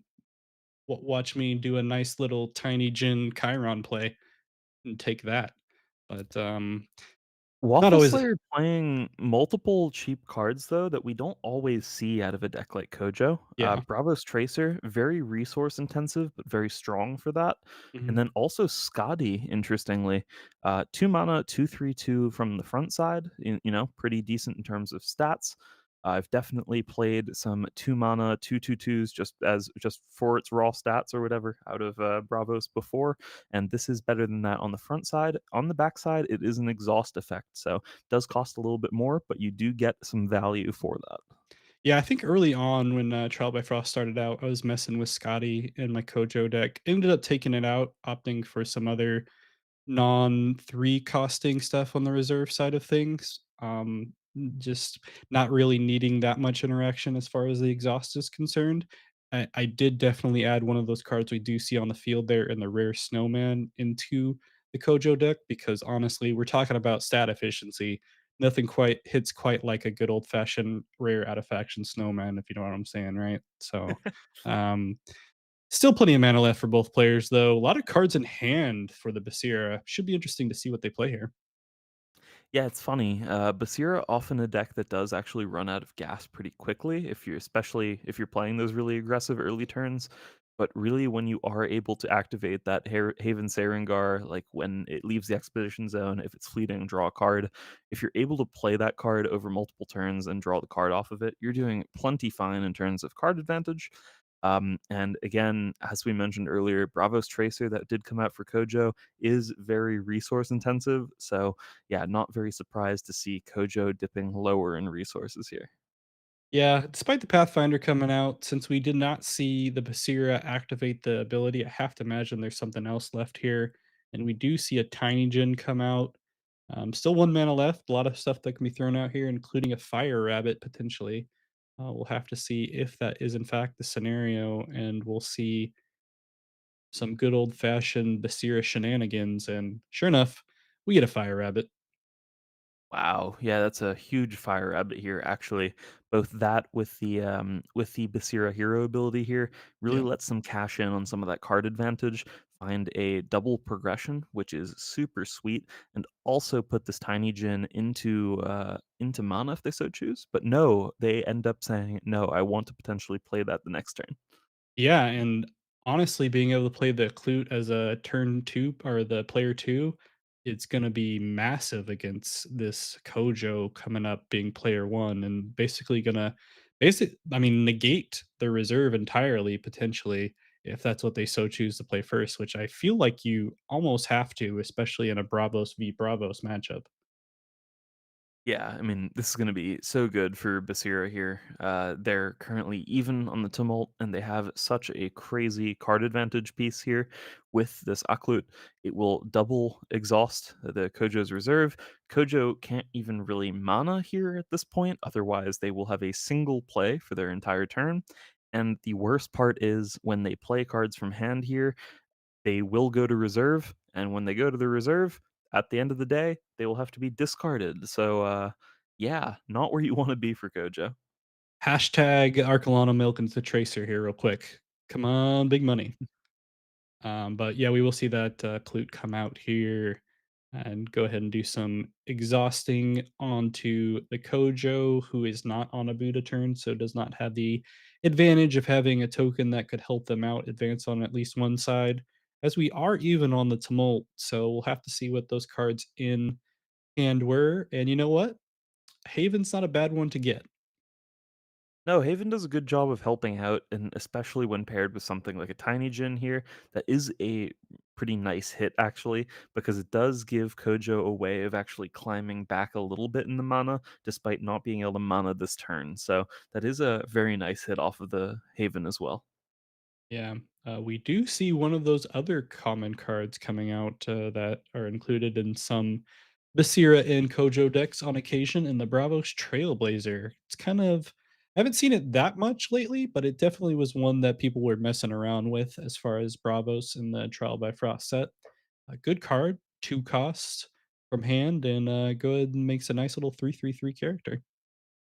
Yeah, that it does. Both players playing things that we don't always see, which is always really exciting, I think. But yeah, that Tiny Jin now does find an advance on the companion side, but is unable to prevent that Trailblazer from advancing itself. So now we do see Basira taking an advantage on the Tumult. Although I have to say they did lose the Occlute for it now. So there is now a good chance actually for Kojo to come back, especially given that they will have the Buddha companion token this turn. Yeah, at this point, you have to think as the Kojo player, are you worrying about another Occlute that could have been drawn here? Maybe not. Either way, the Pasira does have a lot of triggers available to them as far as the boost setup, so it could still be quite difficult for the Kojo to stop them from advancing entirely. But when we're talking about Bravos, we're often talking about a scenario where we could see a double double advance or even multiple players going crazy with a 2-1 advance or some offset Mhm. stats. So nothing is impossible. Still plenty of game left here for the Kojo. We could very well be seeing arena tiebreaker being played. Yeah, I agree with that sentiment. And the Scotty also does a pretty good job here of setting up for something like that.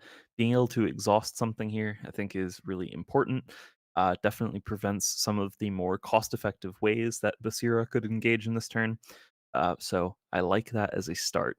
But yeah, Kojo will need more things as well. There is another Aklut here, but that might not be enough on its own. Yeah, still two cards in hand for the Kojo that could definitely throw out a decent amount of stats of their own. And the fact that we are seeing that Basira hero ability come out immediately for the Clute makes me think that we're likely seeing a stack on one side here for the Bravos player on the bottom side of our screen to see if they can just take the game and gamble up on having the Kojo not have enough stats to stop them with the Buddha out. You know, I was gonna say though, there is actually there was a chance there that there would just be, for example, a sabotage effect from the Kojo, Yeah, sabotage away that Trailblazer, and then just removal that goes after Aklut, and then suddenly win the game. yeah. I was a little worried for a second for Basira player about that chance, but it is just a fire rabbit, so very unlikely it would be something like that. But it is worth mentioning there is still very much a big threat of removal here for Kojo. Yeah. For 4 mana, it could be a lot of things. Yeah, I think you're too much in the Ysmir Afanis mindset where you have just so many removal and interaction of things to work with that you're just not accustomed to the Bravos idea of you have to cross your fingers and hope you get some stuff on occasion because I don't have 20 cards in my hand. But either way, we do see some removal, like you mentioned, and Exactly. I guess you're right this time. But You know, yes, 15 cards through the deck. Very high chances we'll see at least one removal spell by now. We were chatting a little bit, Simon in chat earlier today mentioning that Intimidation is also an excellent card. Something like that could have been really critical this turn as well. Sometimes we see both of those cards being played in the decks at the same time. So I'm never ever surprised to see a Kojo player fire off a cheap removal spell. But yeah, definitely it's a little bit more criminal out of a deck like Afanas where you typically see the same off you go get played again and again and again. We do see a Haven come out this time around for the Vasira. Nice little play for them that they'll help them deal with the Haven coming out from the Kojo. Kojo gonna immediately throw out that Snowman, not looking to lose another card to that third Occlute at this point. And we'll have to see how the Basira responds, and if we're just gonna see a one for one and a tiebreaker potentially come out for both of these Bravos players. I'm sure the Kojo wouldn't mind, especially going into a Buddha turn on the following day, but we'll have to see what the Basira has in mind, or rather in hand, to stop that from happening. Yeah, this one though is really on like on the knife's edge. This could very much go either way here. The advantage for Basira being, having a couple more cards that they have access to and one more mana to start off the turn. But I have to say as well, a card like that Snowman that came out from the Kojo is just the sort of thing that might give them enough advantage. It is so efficiently statted for the cost. If there's a couple more things like that coming out from Kojo, they definitely have a chance here. Yep, 2 cards left for the Kojo. We'll see what they have, and they're gonna just go ahead and do the little Spider-Man meme. 2 Sarangers out on the hero side, just matching each other, not getting any boosts because 'cause they're played from hand, and, we'll see if we have anything coming from the Basira, who's just gonna opt to play that Tiny Gen from reserve and get some boosties going. I agree. Boosty boosties, that's exactly what they are here. Nice being able to distribute the boosts thanks to the Basira hero ability, meaning that the Sarengar could also get a boost and just be cleverly one stat point higher than the Kojo's Sarengar, and then still potentially threatening to contest or even advance on that companion side if there is a subsequent play at 2 mana or less from the Basira's end. Yeah, only one play left for both of these Bravos heroes. We'll see who has the best luck of the draw, and a Tracer is, in fact, not a bad one to have in hand as a final play here. So we'll then see what the Basira can do to. I mean, at this point, they're gonna have to either go over that Tracer or block the companion side and get an advance of their own. I'm not sure what they have. Pathfinder would be nice here for them if they have it, but instead it's an intimidation. Yep, fair enough. That one will work, but notably, it is pretty expensive in terms of card advantage. So suddenly, Kojo working with just as much resources as the Basira, but yeah, going into arena tiebreaker now, there is a threat for an Aklut to be potentially threatening throughout a turn if there is some sort of resupply chain, like another Haven Bravos Bastion being played out is likely to not be the best here, and sometimes that is a really nice line in these late game scenarios. But yeah, that one's not going to be optimal here, and notably because of this mana advantage that the Basira is working with, the Aklut is a lot more live than otherwise at this sort of game spot. Yeah, definitely wouldn't feel good normally being the second player for the Basira here and knowing that there isn't a direct target for your Clute, even though it'll still be a pretty big beefy boy once you play it from the reserve.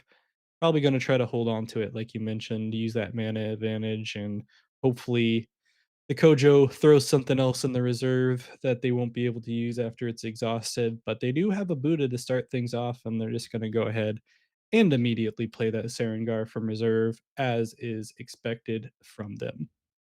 Yeah, very nice for Waffle Slayer, our Kojo player, that they are on the turn where they are the first player and will therefore get the Buddha token when, this turn now that they've entered the arena this day.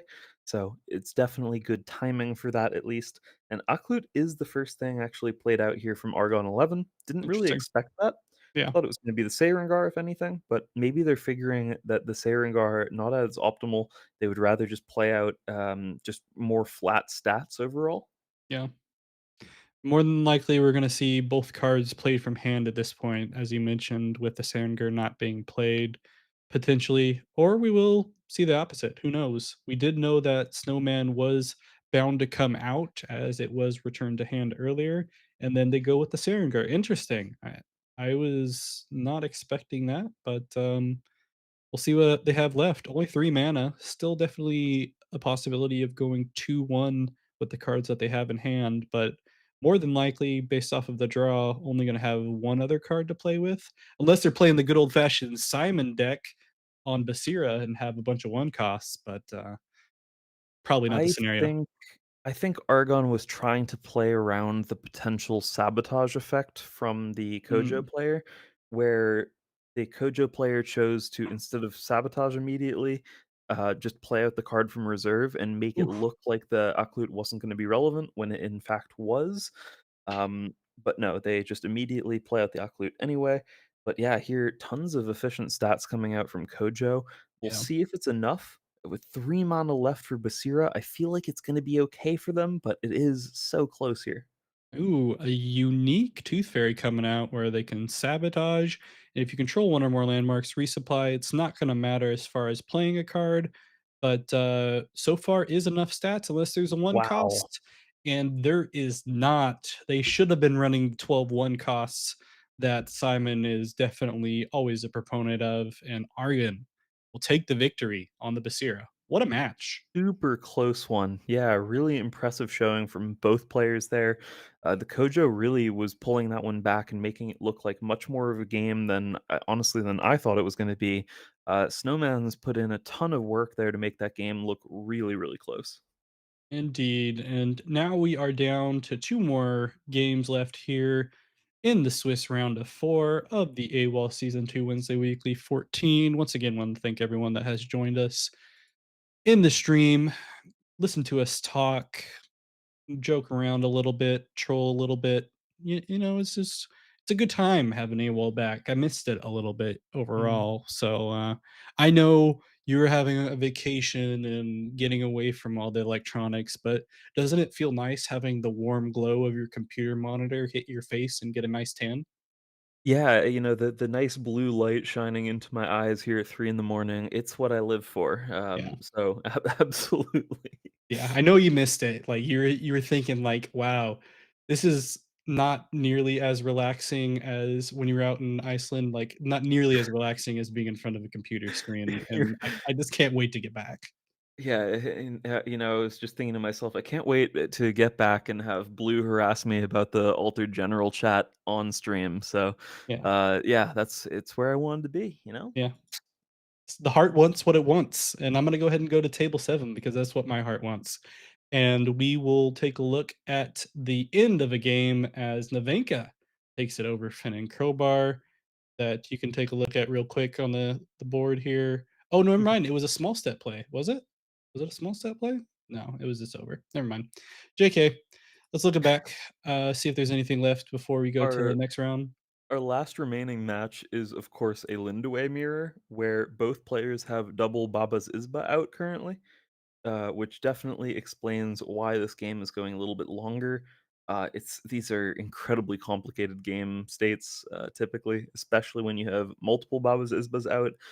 Lindaway is typically, regardless of what deck you're playing, one of the hardest to play against because it's very hard to know where the stats are going to fall. So you have to think about your turns very, very carefully, and that's then doubly so when you are also plotting your own turn as a Lindaway player in a similar vein.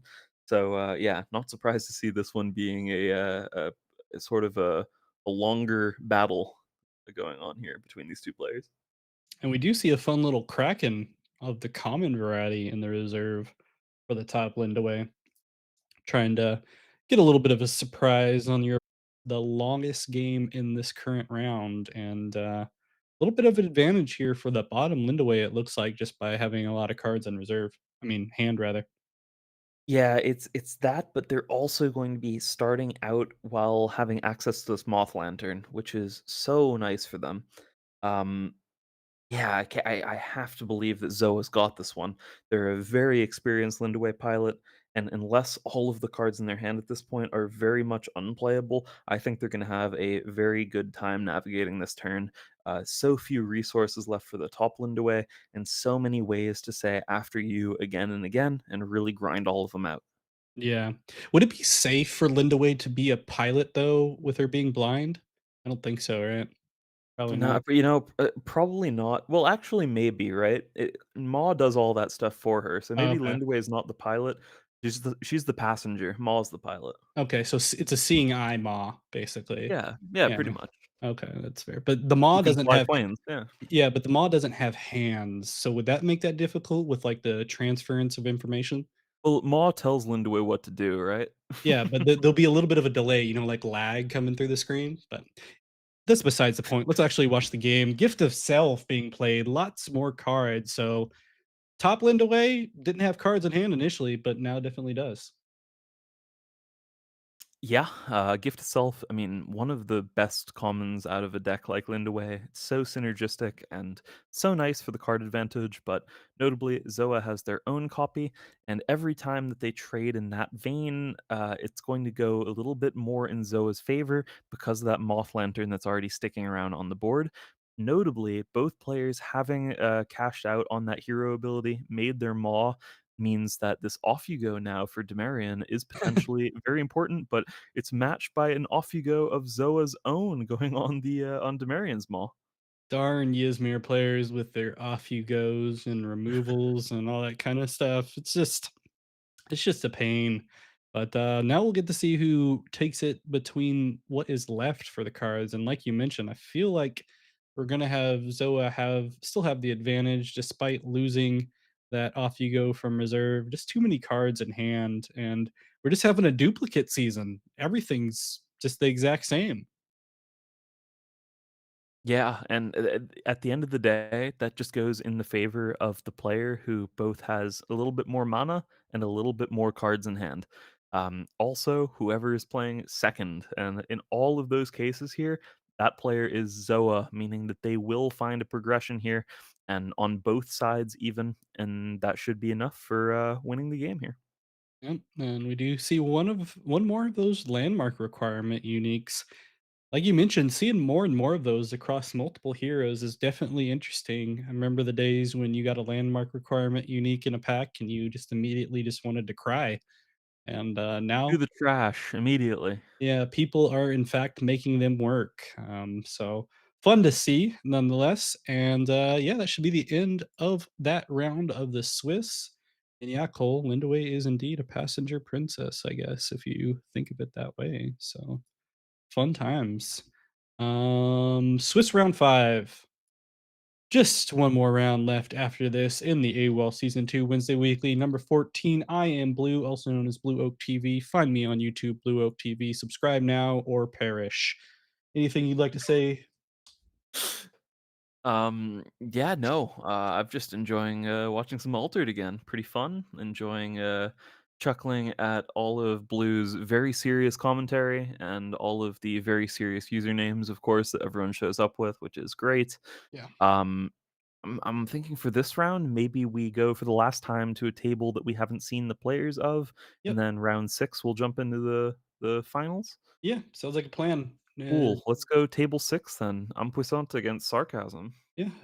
Have not seen either of those. So good one to start us off with here in the penultimate round. Switching over and a Finn and Crowbar versus a Trace. A lot of variety happening in this AOL, so happy to see it. Everyone trying to run away from the cards that got or the heroes that got nerfed, and as they should, because Sigmar has to be trash at this point. Yeah, I'm just wondering, has there been a single Muna hero, actually? I don't think we've seen any thus far. That's a good point. I have not seen any Muna occurring for either setup, but I guess it's still possible. And Maybe all of the Tasia players were scared away because their good matchup of Sigismar. Maybe they were thinking no one's going to play Sigismar anymore because the deck has been functionally banned, as you said. right. So they just hopped on to other heroes. But regardless, I'm very excited to see that that Impuissant is playing their classic Fen. I believe the configuration that they typically play is actually typically a festival build, which is very exciting, with some copies of Silent Night, which is super sweet to see. But not 100% sure on that. Maybe they've made some configuration adjustments over the last couple of weeks and Traced immediately the first day hit a boom off of a resupply, which is always a little bit of an awkward start. But now they're starting to find their way to enable their hero ability. Probably the next day actually. Yeah, a lot of one costs in the reserve for them to mess with. And speaking of a card that we thought never got played, I see a common rocket puffin in the reserve for the trace. What does that thing do? I don't know. I was in Iceland. I saw a puffin while I was there. Oh, you did? Yeah, Did yeah, it have a rocket rocket? puffin. I don't think so. Mm, But it did look pretty funny, and the art team has gotten the right direction here.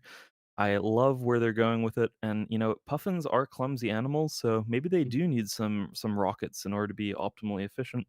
But yeah, no, as you mentioned, we were saying that we don't see this card particularly often, but I think more and more we're seeing more exhaust effects on uniques and other things in general, which is nice. There are some situations where a traced or an axiom player will put cards exhausted into their own reserve, and this is just a nice way of getting access to them immediately and putting some stats on the board. Traced now off to a good lead on the tumult, but I have a feeling that Impuissant doesn't care at all about the tumult. yeah. Definitely seems like that's the scenario, especially after firing off that magical training as many times that they did in that previous day. So we'll see if we do get to find that festival win condition being played for them moving forward. I do have some there quick. What is happening on my end? Switch that real quick. I need to check sound settings because I have stuff coming through my speakers that I shouldn't. I have Oh boy. Uh, well, I cannot hear you anymore. Um, oh, now Mhm. you're fine. Alright, that's Yeah, cool. yeah, I'm good. That was exciting there for a second. Yeah, regardless, a aloe vera does immediately get kill unbursted here by the traced player, which is a very nice interaction to have when you are the traced. You are happy to prevent a resource like that from sticking around long term for your opponent, and also just guarantee yet another progression. However, it's a weird dynamic where if you're unpuissant, you're maybe almost happy that it went that way because that does set up for a potential play of a Lyra Festival this turn now, with a lot less chance that it's just going to get removed right off the bat by that kill on burst. So, it's like you lose some, you win some in this case if they do have a festival here. Yeah, and we did see earlier on there the boom for the trace as well. So probably coming up at a point where they're losing a lot of that interaction to be able to handle a festival. Maybe one other boom, maybe one other or two other Keylon bursts that could hit it. And that's about it. I'd have to imagine if they're even running that many for this trace build. So have to think the Finn player is feeling just about okay despite being down quite handedly on the tumult, like you mentioned before. Yeah, I also, I like that they're not immediately playing it out. They're going to wait till the last possible moment to try to induce any misplays that could potentially come out from the traced before deploying the Lyra Festival and saying, "Hey, this is my game plan after all." Yeah. There is also the chance that they're instead not going to play at the Lyra Festival yet, and will instead contest a little bit more on the tumult, or potentially set up to use the Lyra Festival itself as part of their combo the subsequent turn. The Lyra Festival rare out of Lyra faction at least does have the ability to actually give a character one of the conditions that you need instead of just drawing a card. Yeah, and we do see it pop out there. Definitely seemed like it was an option if potentially that paper herald didn't get hit to throw out another token that could have been interactable for them to do even more setup. But we'll go ahead and see another double advance here for the trace player, and we're down to the last possible day. I'd have to imagine for the Finn player to find that festival victory and take this game.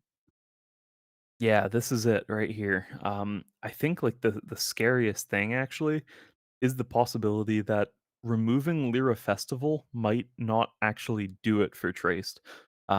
There is totally a world here where a couple one mana characters could come out for Fen, and then a subsequent festival to give the remaining condition to, for example, this Hathor that's already in play.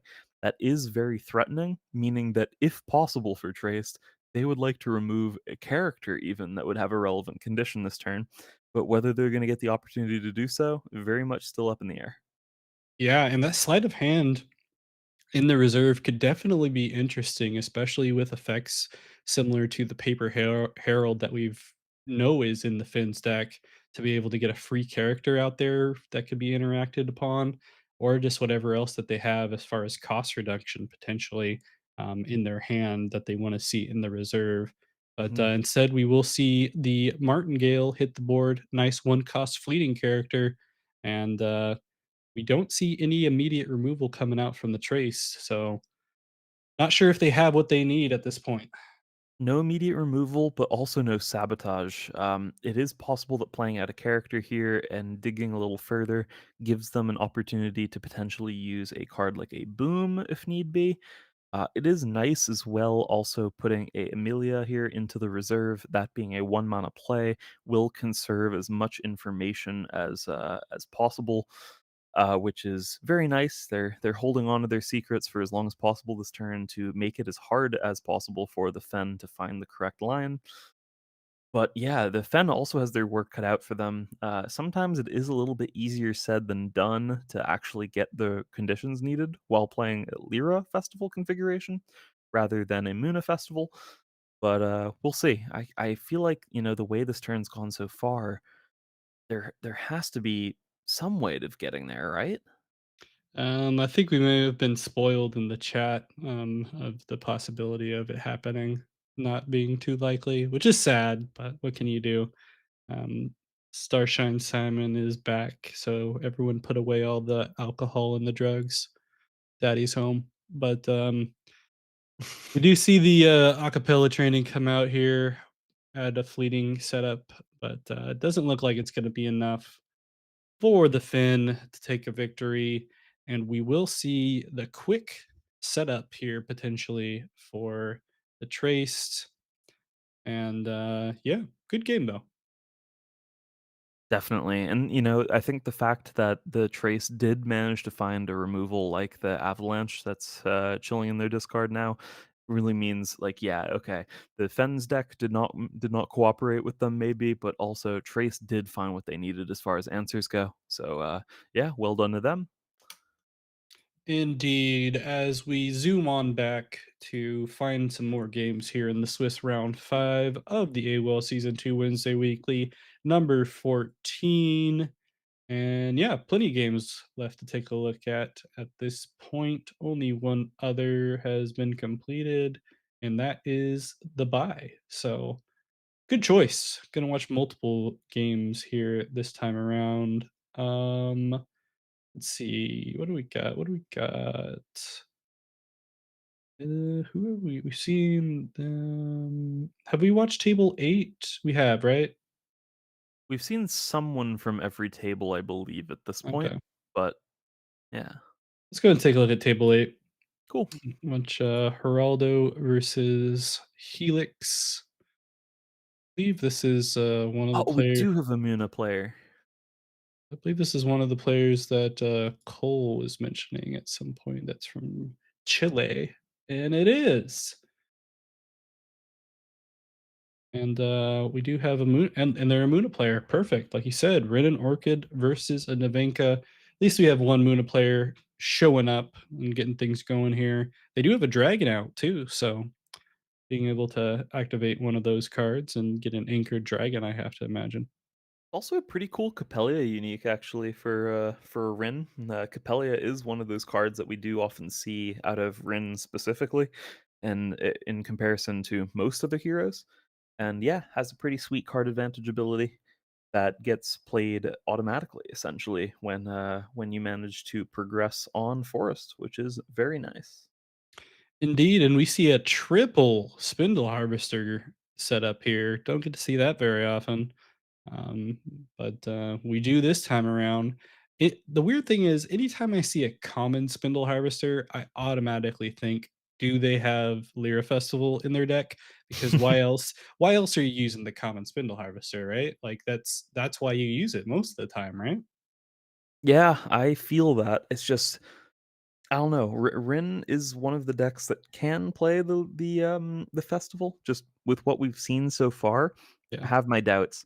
Yeah. The magic beans specifically, I think, is the biggest tell, which says, "I am playing to contest expeditions," and likely that deck would not be played, or that card would not be played in a festival deck, but you never know. Indeed, but either way, could just be a rare slot situation. Still wanted some one low cost cards and have some special ideas on what you can do with them. We do see a nice little twinkle twinkle coming out of the Navenka, hitting that daughter of Yggdrasil, big static character that lets everybody draw. And we will see a 1 for 1 this time around as Navenka maintains the lead, but has to deal with some pretty big stats here on the companion side on the following day. Notably, also having to discard down 3 cards now at dusk is, actually pretty impactful here, and it's really important that, that Rin did have something relevant to do for their hero ability here, and they did, which was putting in another Capellia into play that happens to have a insane synergy with having 3 or more characters. When another character joins your expedition, if you have 3 or more characters, target character gains 2 boosts. That is massive with these spindle harvesters that we currently see in reserve. Yeah.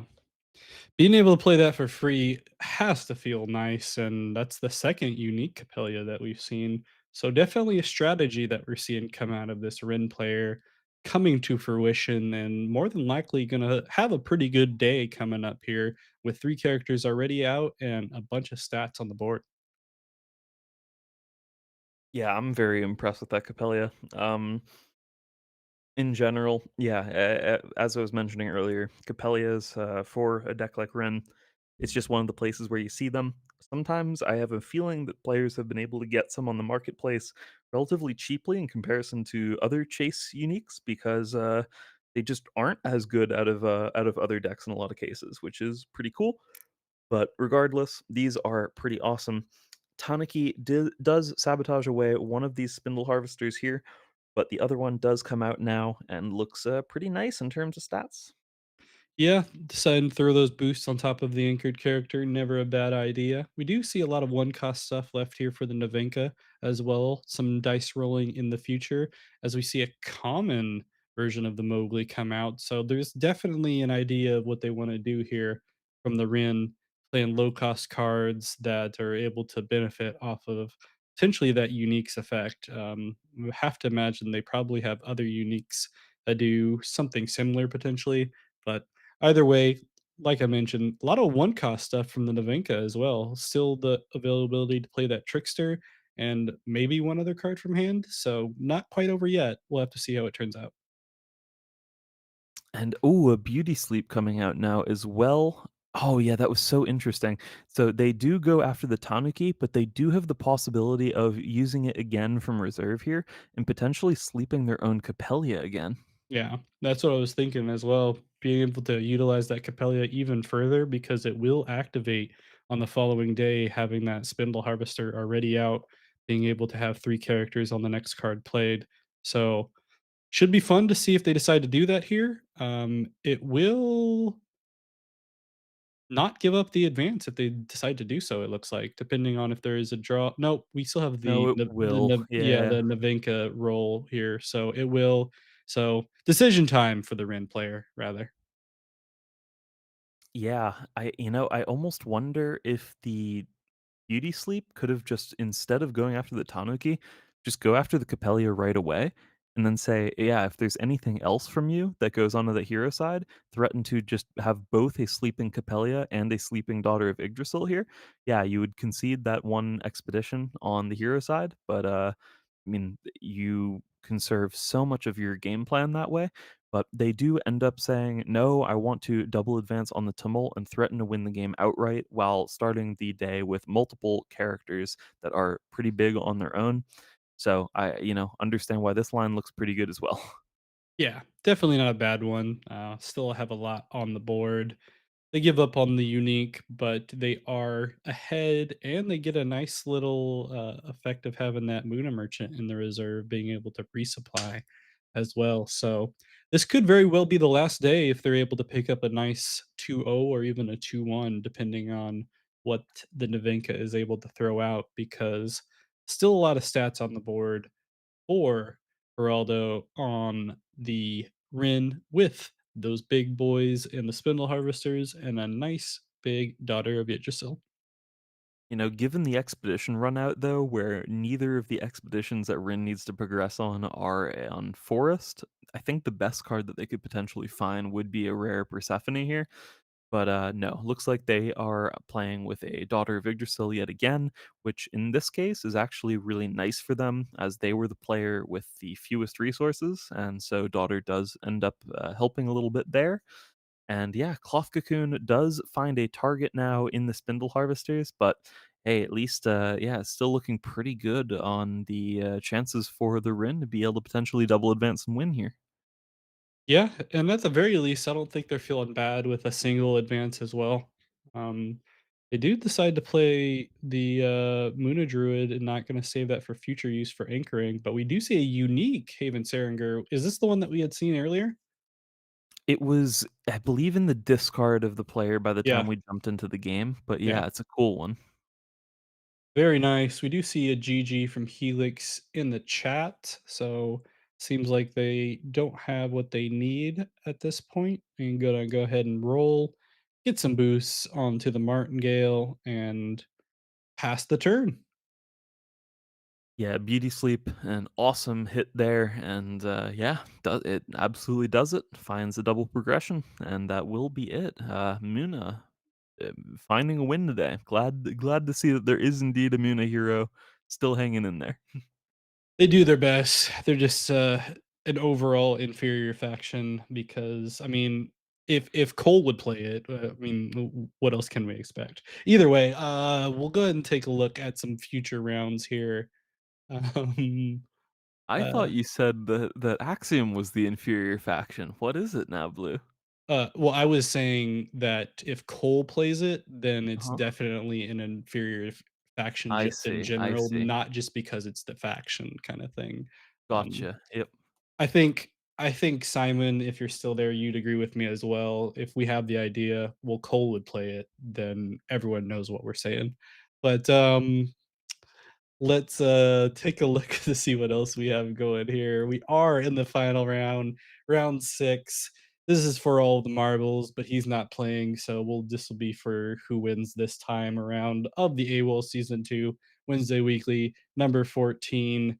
And we have only one undefeated player left, and it's Rinku playing up against Argon, and we'll have to see if Rinku is able to lose, and we'll have a tiebreaker scenario for BGA deciding who's going to take the victory. Oh, and interestingly enough, the last time that we saw Argon 11, they were playing this exact matchup. They are again fighting a Basira versus Kojo, Rinku, the undefeated player, being the Kojo. So, yeah, it'll be interesting to see whether they can take this one down the way that they did the previous Bravos Mirror. Indeed, we're going to go ahead and wait to see the game art load before we watch the game.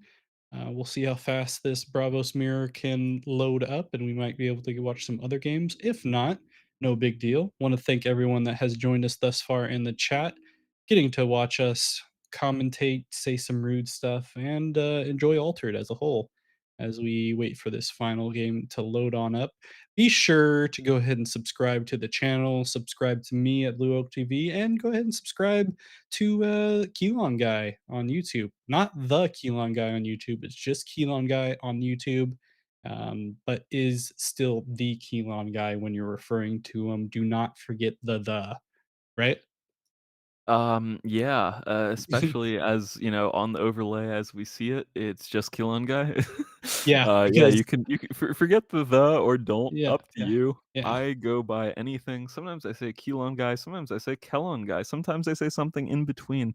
It doesn't matter. If you refer to me by anything resembling this name, you got me. That's fine. He can be anything you want for the right price, is what he's trying to say. So, Mhm, um, mhm. um, either way, we do see a nice little tiny gen come out, nice little one cost card, especially as a Kojo and Buddha player looking to get that 2-0 potential. But we do go ahead and get a Chiron being played, boosting everything to a 3-3-3 on the hero side. Yeah, some truly despicable behavior going on in chat where while both players are being incredibly friendly and nice to one another.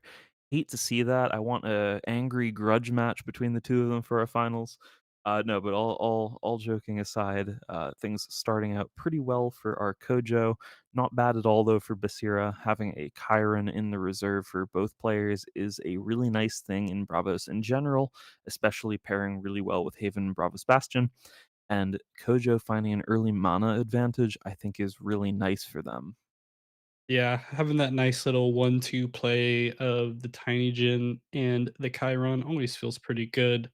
But we'll see, have to see how the Basira is able to respond on their end. We are coming to the fun 4 mana turn. Can't double exhaust because that Tiny Jin did go to the mana, and we'll have to see if an Occlute is being played. This is 6 rounds, Curls. Wednesday is 6 rounds because over here in America, we don't have quite the community build up quite yet, but we're getting there. Believe in us. That goes for everyone in the World Championship too. Go ahead and enjoy get your flight out to Dallas or Baltimore. Get into the qualifier. Get a free trip to France. It's a good time. Yeah, free trip to France is the best kind of trip to France. So Yeah. absolutely worth showing up to your qualifier, especially if it's in range of you. Yeah. Or just fly out too. I mean, enjoy the trip. Dallas can be a fun time. Can't say the same for Baltimore, but some people like it over there.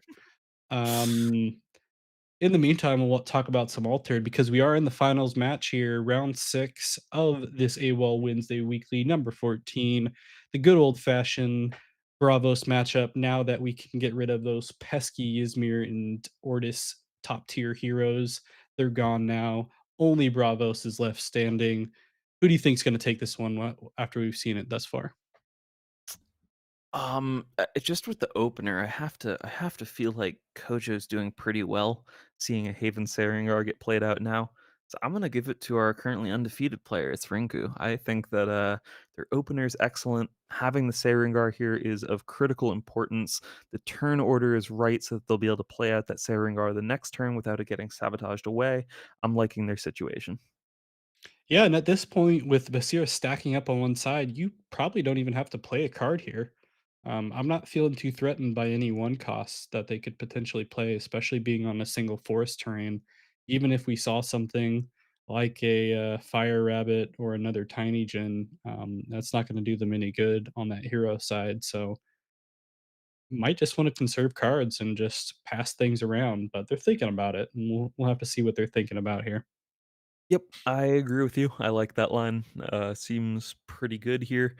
Otherwise, potentially setting up some form of other advantage if there's something like a milk that could come out, or ooh, interesting, a Amarok unique, which is pretty cool. 3 costs, when played from reserve, if I'm the only character in my expedition, you may return target character a permanent with hand cost 4 or less to its owner's hand. With that typical when another character joins my expedition, sacrifice a character effect. Not relevant in this spot, but 3 mana, 4/4/5, pretty sweet, and then threatens to be an intimidation when played from reserve as well. Yeah. Think of that, they were just trying to figure out if they're valuing the advance over the potential of having to discard a card here when everything goes to reserve, and they're you know what? They're gonna speed blitz this game in the true Bravos fashion and try to take it as soon as possible before the Basira can get too online and see too many Occlutes. Yeah, I think it is pretty important here to be playing in a way that tries to avoid a Clute being a game-winning play. Yeah, really important as well to be playing out the Sarengar as quickly as possible if you're the Kojo. That will just keep you up there in terms of resources, which is very, very important.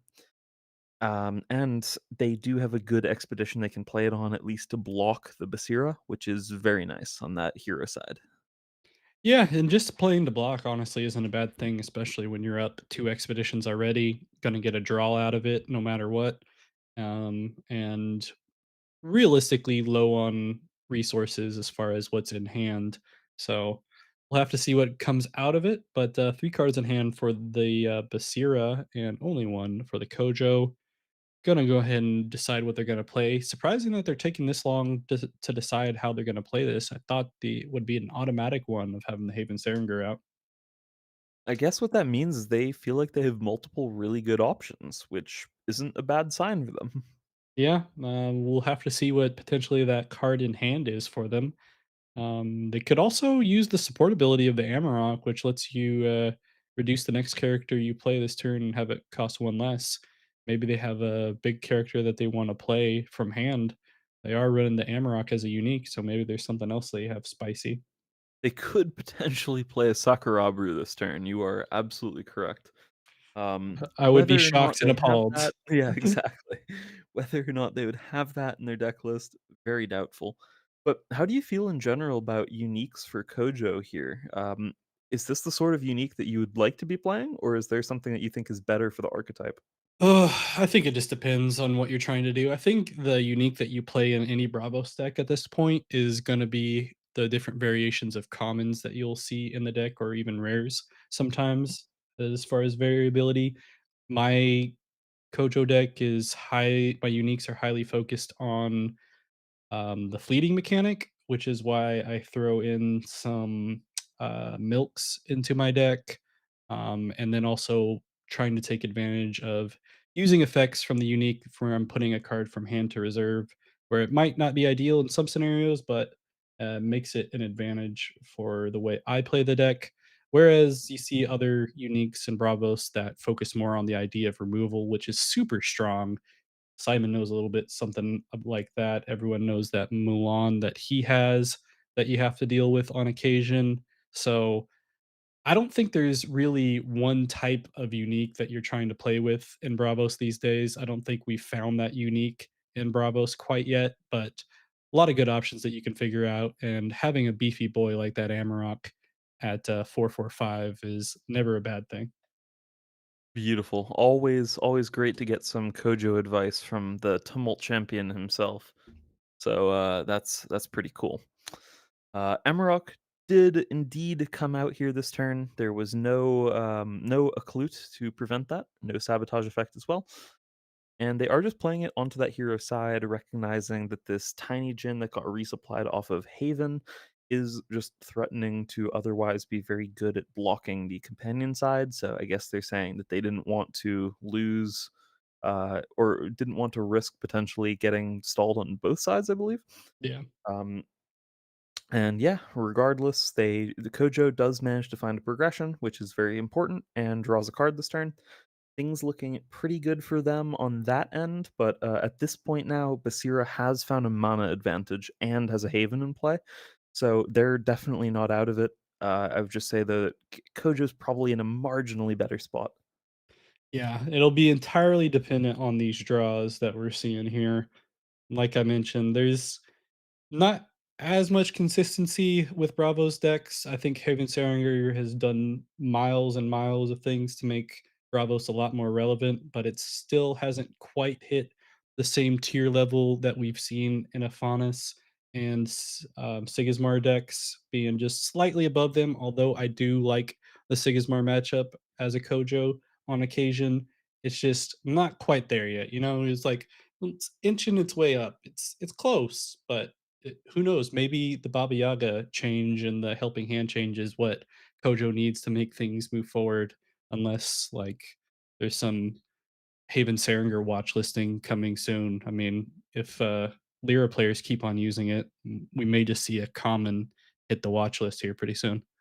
Yeah, I mean, frankly, Kojo and Basira both are doing pretty well at the moment, and we've seen actually a lot of dominance of Kojo in the No Unique Championship series of events.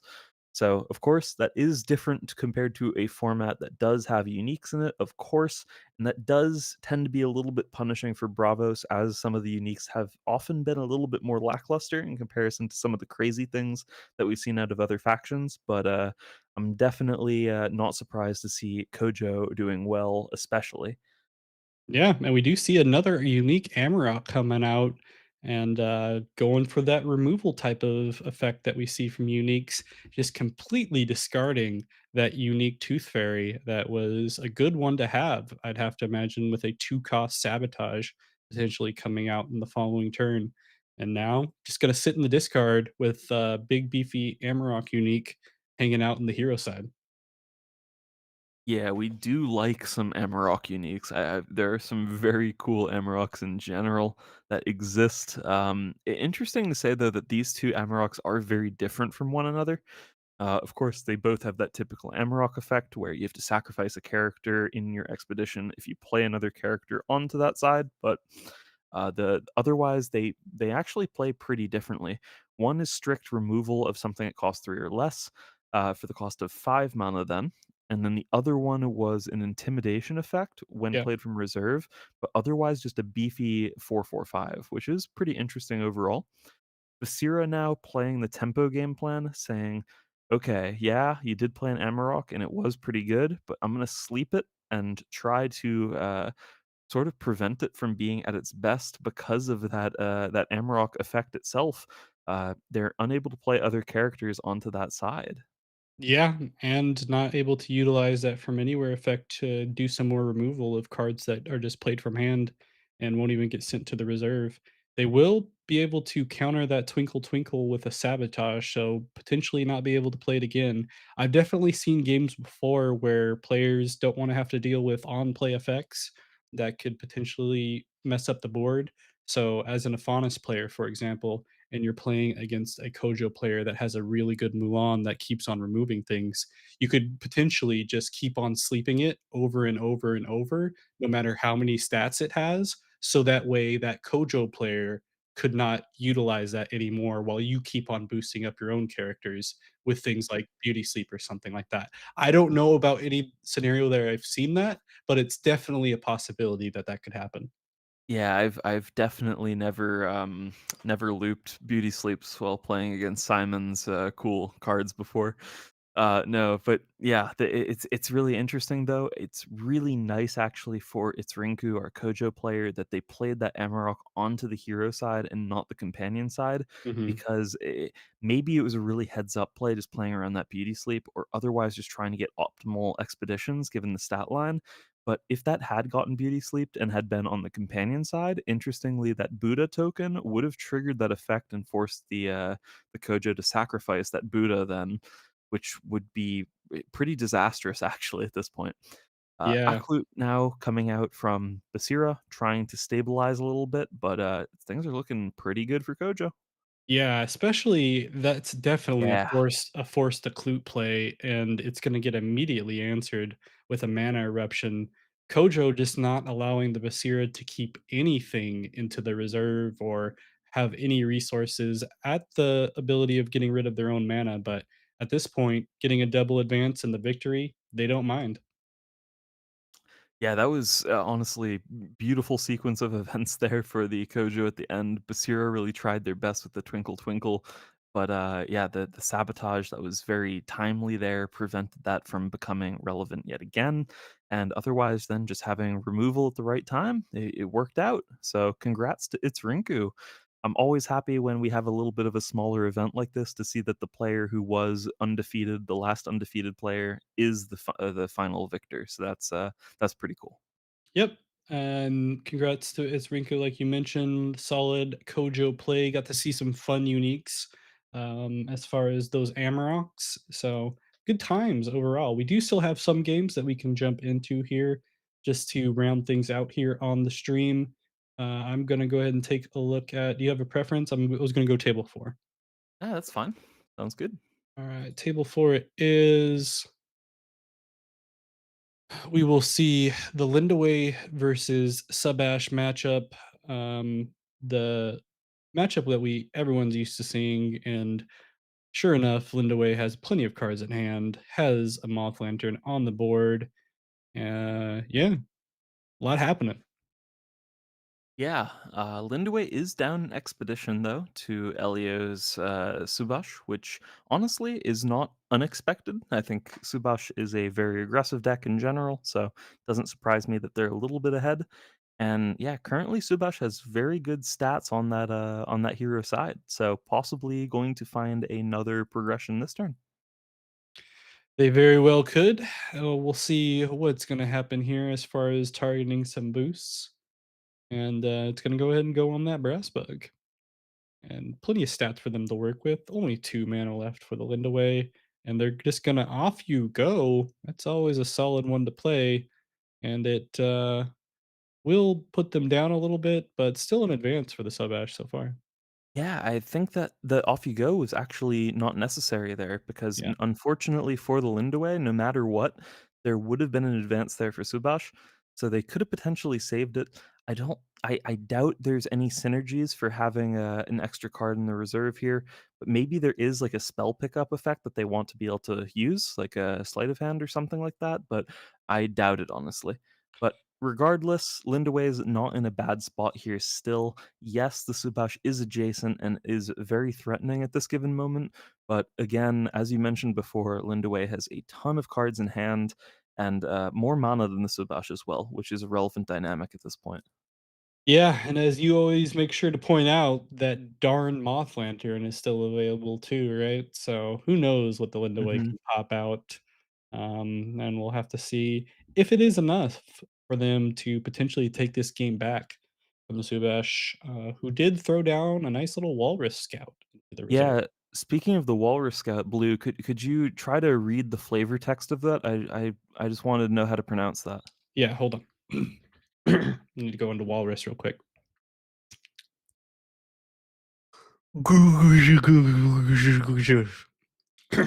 That was beautiful. Thank you so much. Yeah, yeah, exactly. Having discarded or discard to reserve that Walrus Scout means that there will be a Brass Bug to start off the day for Subash. No surprise there, really. And immediately now using that Haven Bravos Bastion to give this Walrus Scout a boost when played from reserve. Um, they're definitely trying to avoid a potential sabotage effect here. Makes a lot of sense. Um, Interesting, they are choosing to play out everything on the companion side. It's a strange situation. It's very much a damned if you do, damned if you don't sort of scenario here. You know you're playing onto the Maw side when you play onto the companion side when you're playing against the Lindaway, but given that Lindaway will then typically deploy a Moth Lantern onto the hero side, it's very much a catch-22. At some point, you're gonna have to contest something that whenever you sacrifice something gives you 2/2/2 of stats. It's just whether it's all in the form of a maw or all in the form of moths. Yeah, it's definitely the version of a rock and a hard place when you're playing a Lindaway deck. It's between a lantern and a giant snake-like monster creature kind of thing. So doesn't have the same ring as rock and a hard place, but you do what you can. Plenty of mana left for the Lindaway to You're decide on between you're how they're going between to a play. maw and a moth. Maw and a moth. But what about the lantern? The lantern's Eh, there too. well, I guess yeah, I guess there can be many moths, but Yeah. regardless. Regardless, indeed. We're gonna wait to see how the Lindway decides to play this. They do not have an Isba out to automatically sacrifice things at this point, which isn't. Oh, But this martingale is beautiful, though. uh, That's a really cool martingale unique. let's take a look at it. I want to read it off. Yeah, this one is 1/1 for cost, and then when played from reserve, you may have target character other than me lose fleeting and gain 1 boost. So it's essentially helping hand when played from reserve, which is super great, especially for a deck like Subash, which is likely to be losing resources via using their hero ability and have them, therefore, lots of things coming out with fleeting. That's really efficient. I love it. Yeah, solid card. I think early on we were seeing like cycling type of effects in Zubash decks and Beyond the Gates, which was always a fun one. So I feel like being able to remove fleeting, like you mentioned, is always a good idea. We will see another unique popping out here in the form of a Kuat the Dissenter for the Lindaway player that sacrifices one character. You may put a card from your hand in reserve. If you do, each player sacrifices a character. They're going to decide here on that second effect as far as all players sacrificing here shortly. And Yeah. It's Yeah. just so good for Lindaway here. Ooh, In this specific instance, they can sacrifice their own Kuat and then buff up their Maw and make another Mana Moth onto that hero side, and I don't think that it would be possible for Subash to contest at that point. Oh, they do end up sacrificing the Maw, actually, but I think doesn't I don't think it's gonna matter much here. yeah. Technically, I guess is it? Yeah, I guess it's more stat efficient with as far as, like, the water is concerned, Mhm. but Elio gonna go ahead and pass, take the L on that one, but still a good game, quite close. Good game to Lindaway, taking the victory there here in the final round, round 7, and all those cards in reserve. Just play everything to win the game, right? Yeah, it's always cool to see tons of cards enter reserve. One of the things I like about this game in general is how you have a cool mix between face-up information and then things that you don't know, and, it's always funny to see things go from, hidden information to everything's all over the board everywhere. It's crazy. Yeah, who needs a hand when you have a reserve? But we will go ahead and that will be the last game. We are all done at this point. Thanks for everyone that has watched us thus far. We're going to do a quick review of the tournament results that I'll pop up here on the screen for us to take a look at and see what we have and the folks that will be getting an invitation to the AWOL Invitational, which if you have that invitation, go ahead and sign up. A lot of good prizes for you to take a look at, and Simon's going to be talking about that as well here fairly soon on a potential reveal that it sounds like he has finally recorded for everyone to take a look at. But in the meantime, Keelan, you want to go ahead and read off the tournament results that we got going? Yeah, definitely. Our first place, of course, the undefeated It's Rinku. Very impressive finish on Kojo. Then two 5-1 players, we have MLD, and then ALR's Zoa. Then a group of 4 and 2s, that is Argon 11, Sea Curls, Bukox, Demarian, Alphabet Souped, and then we have our remaining players who are in the top 16, meaning that they will score themselves the invitational invite. That's Elio, Sarcasm, Waffle Slayer, Geraldo Azul, HG's Nakamura, Shroomf, Sandeity, and Helix 90. Unfortunately, one player remaining in the tournament then who did not score that. That's K13. But yeah, commiserations to them and nice job for finishing it out. Still plenty of opportunities for people to try to get that invitational spot if you haven't thus far. Cole. Wait, has Cole gotten it? I just assume he hasn't. But either way, let's say he has. Congrats to all the folks that did make it this time around.